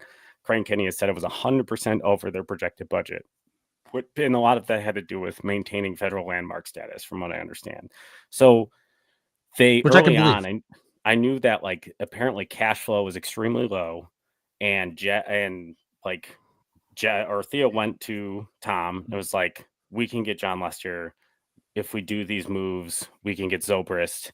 Like when they moved Starlin Castro to the Yankees, that fateful night in the hotel out in California where they say, we got him. We got John Lester during the winter meetings. They ended up signing Zobrist as well. Obviously, the rest is history in that offseason. Jason Hayward the following year. But at that point, I think they needed to recoup their cash. And most of that cash was still going in another direction. So Theo's instructions were clear. Like, these superstars are cheap. Hopefully we can continue to develop them. They did not. They became stagnant. I think they became lazy after they won. Some of the players became a little unfocused. I'm not going to throw it all, but like, this is the team that did it. They never need to achieve another thing to have free beer and free food for the rest of their lives in Chicago. Like, they did it. They did the thing. They weren't there. The hunger that Joe Madden created could not be recreated. He was the flash in the pan, perfect guy for the perfect moment. Like, you bring a magician one year, that's really cool. You bring a magician in again, you're like, shit, I hate when the magician comes. Like, that's just like, that's the change in the rhetoric. And then, like, when the time came that they needed to supplement this roster and these guys were expensive, I think Theo got attached to these guys. He's like, no, one more year and we can finally fix them and they're going to galvanize. But at that point, he had moved every pitcher worth of shit in a trade to address the roster because he was too afraid to move the guys from the core because they were cheaper than what he could get in the market hitter wise. And then it all fell apart. You're right, Jeff. And what's amazing is, and I will say I was on the wrong side of this argument way back when Lyle Aker on this show in 2017, at the beginning of 2017, during the season, Lyle Aker was saying they need to trade Kyle Schwarber. He was like, they need to trade Kyle Schwarber right now for some pitching. I argued against that. Danny wasn't we were just like, no, like Kyle Schwarber's like, and ultimately Kyle Schwarber has always been good enough, and they made an even bigger mistake with him later, but they absolutely should have traded him right then for a better, for some pitching. And that would have been great. But like you said, Theo was tied to the guy. Chris Bryant's another one that also could have been traded right then for something amazing. And I'm sorry, as good as he was, he never seemed to adjust to the rest of the league adjusting to him as much. Yeah. So he had his best years early. Those were options that they could have done, and they didn't. And I do believe, Jeff, that you're right. It is Theo getting a little tied to them. But okay, we're going to move on to the other point. Last point on this. Jed Hoyer has come out and said that he told Theo, please don't do the Quintana trade. That was Hoyer before he had taken the job. He's like, please don't do this. He was so in on Dylan Cease, and he wanted Eloy Jimenez as a backup if they ended up trading one of the guys from the core. And Theo did it anyway. That was apparently the one thing they hardcore disagreed on in his tenure. And yes, we can call Jed a prospect hugger potentially at this point, but in that moment he was correct. And we don't obviously it's hindsight 2020, but yeah, they shipped every useful asset in the farm system that would have saved them money that could have been used elsewhere in years. And then there was no cash flow. Not an acceptable answer for a team worth $4 billion now, but yeah. There's an amazing story and an amazing book that can be written when we've all calmed down about that situation, about the nitty gritty, that I would happily read, because there's just something missing, because it just doesn't make sense. Yeah. Dominic Galoro writes, KB was never the same after being hit in the head in Colorado. Dominic, I was at that game.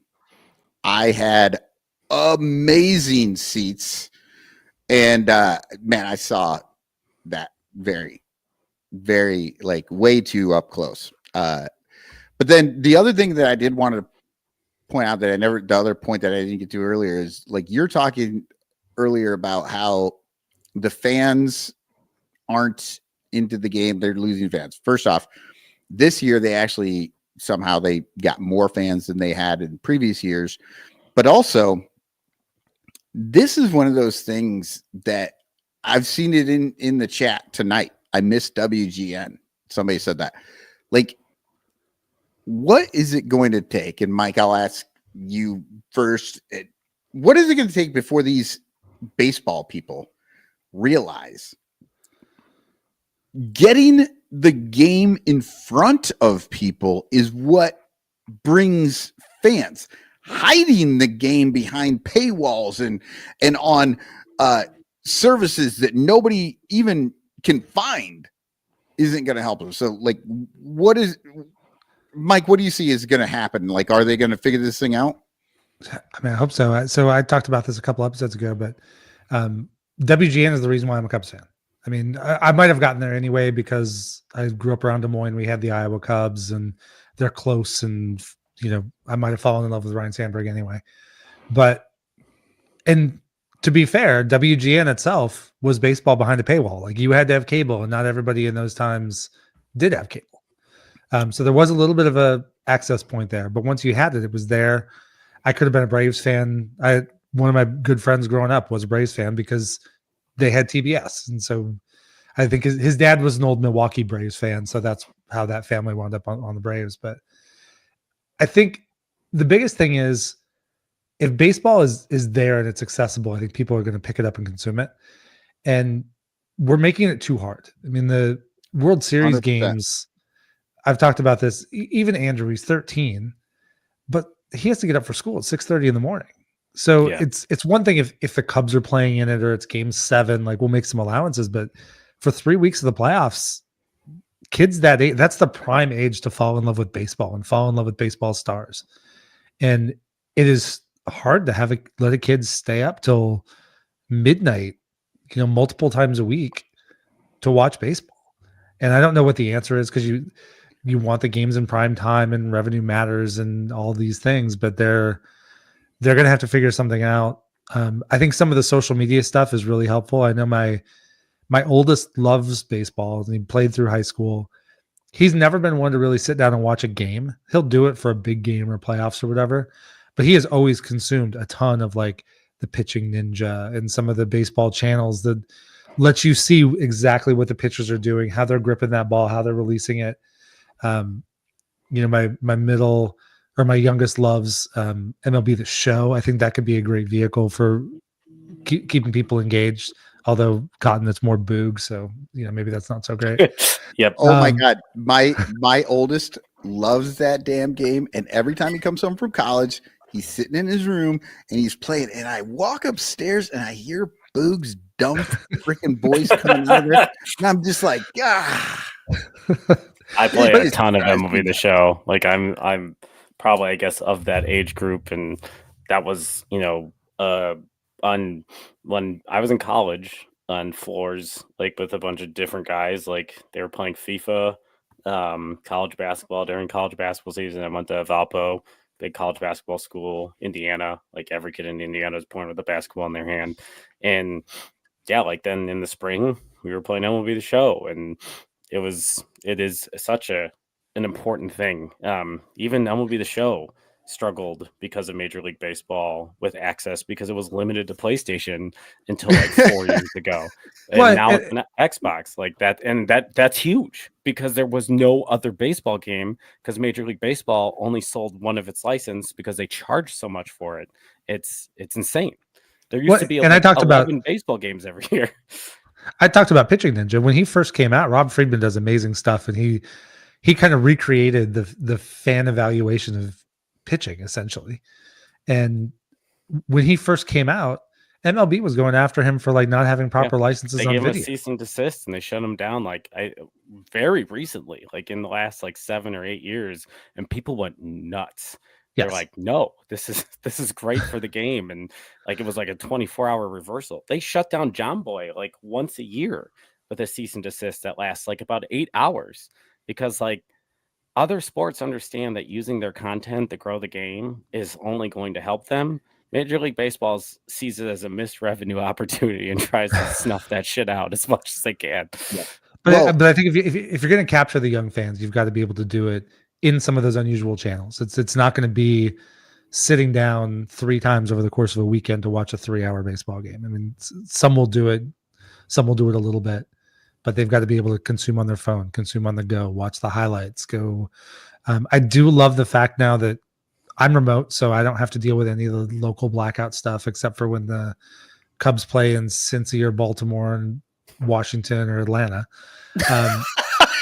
Because I don't have to deal with blackouts except for, well, let me name 8 teams that are nowhere near Yes. me. Well, it's not like Iowa where there's like, was it 16 teams you can't watch?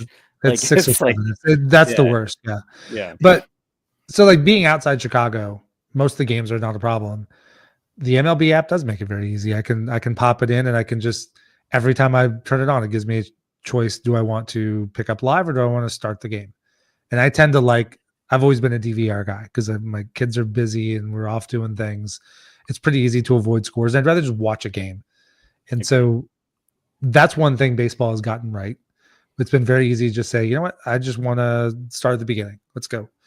But they're going to have to look at those other channels and they're going to want to figure out how to make baseball has always been such a regional game that's why it's almost criminal how few people know who Mike Trout is and how good he was. Well, he's also as boring as mayonnaise, from what I understand. He is. So, but and so many of the players with mayonnaise. So many of the players are like that. Unfortunately, it's the travel ball boys, and it's frustrating. But I mean, we said travel ball boys, which, as everyone knows, means we're ending the show. Actually, that's not what that means at all, because we would have ended many shows very early. Last point I want to make: average age of sports. Average age for NBA viewership 42, NHL 49, NFL 51, baseball 58. Oof. Not okay. That's all right. Next year, look, that means I have 10 I still feel young though.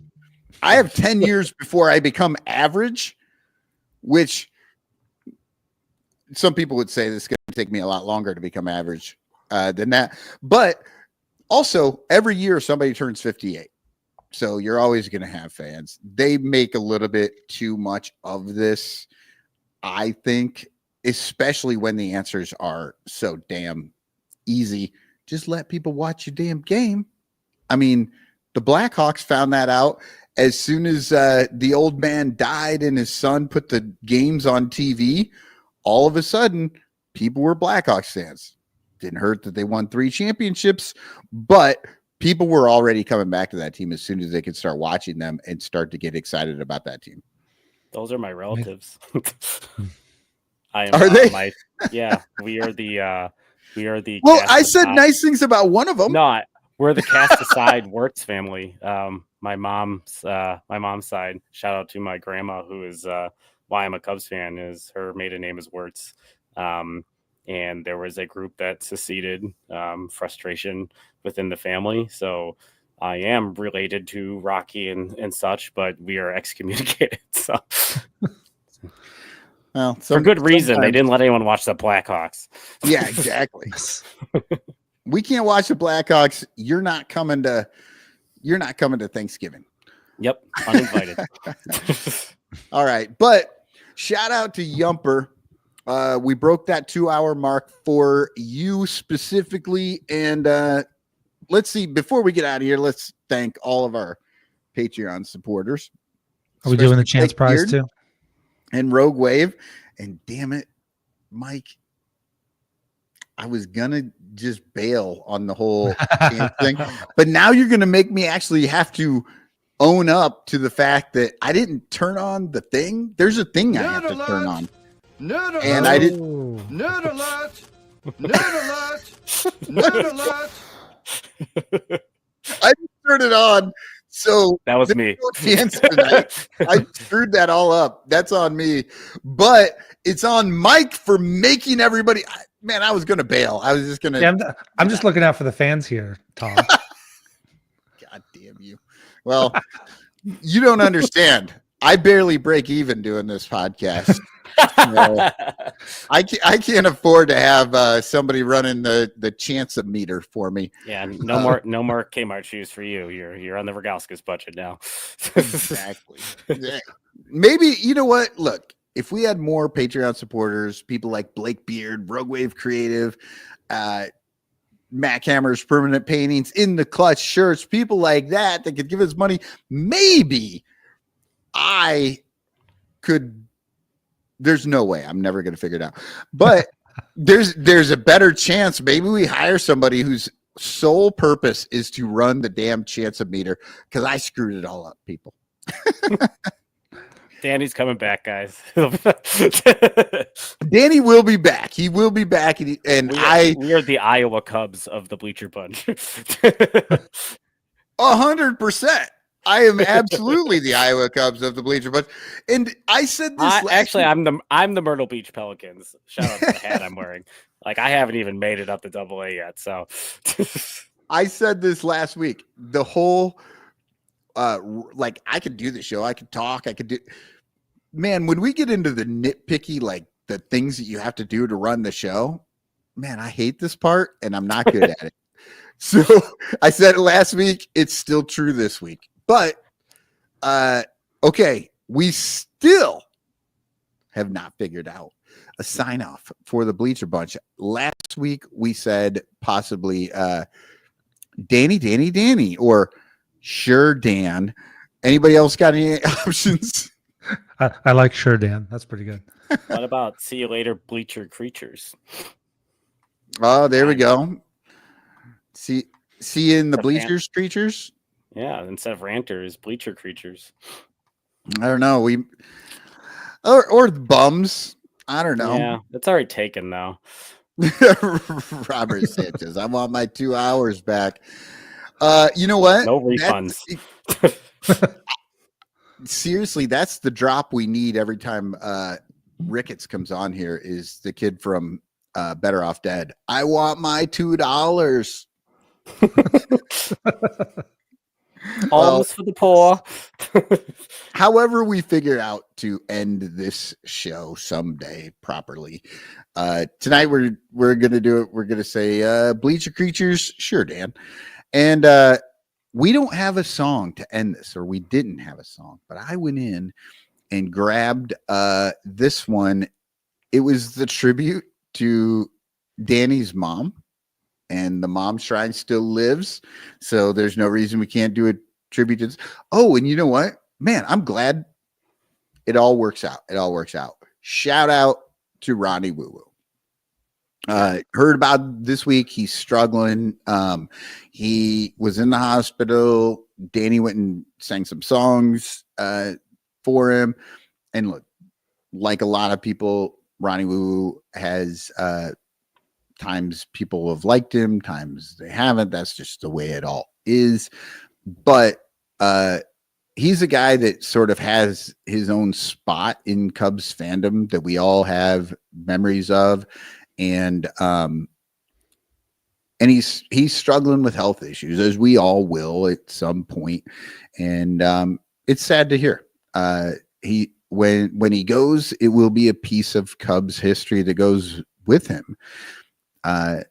So, little, just thoughts for Ronnie tonight, and hopefully, hopefully he gets a few more years with us. So, man, what a way to end this thing. But, yeah, so here's Danny's song from the pandemic when we were all sad and we just wanted time to watch some baseball in the sun. So until next time, everybody, take it easy. Enjoy it.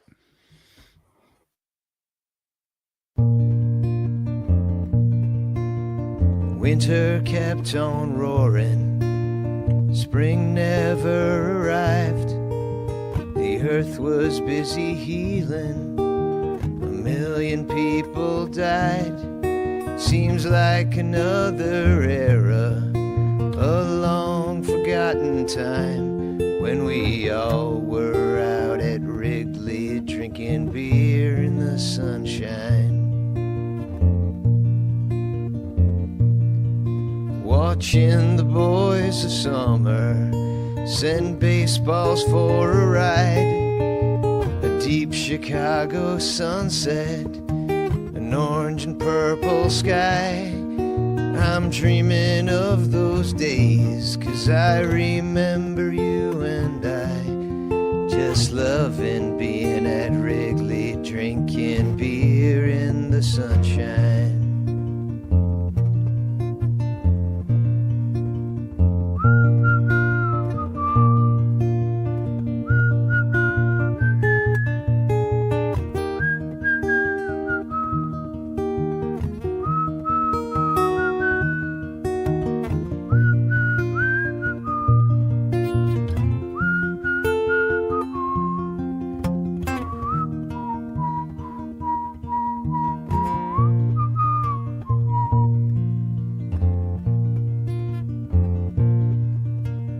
I know that we'll come back if we can survive. The field will look so beautiful through wet and weary eyes. Sitting in the bleachers, my baby by my side, when we all are back at Wrigley, drinking beer in the sunshine. When we all are back at Wrigley, drinking beer in the sunshine. When we all are back at Wrigley, drinking beer in the sunshine.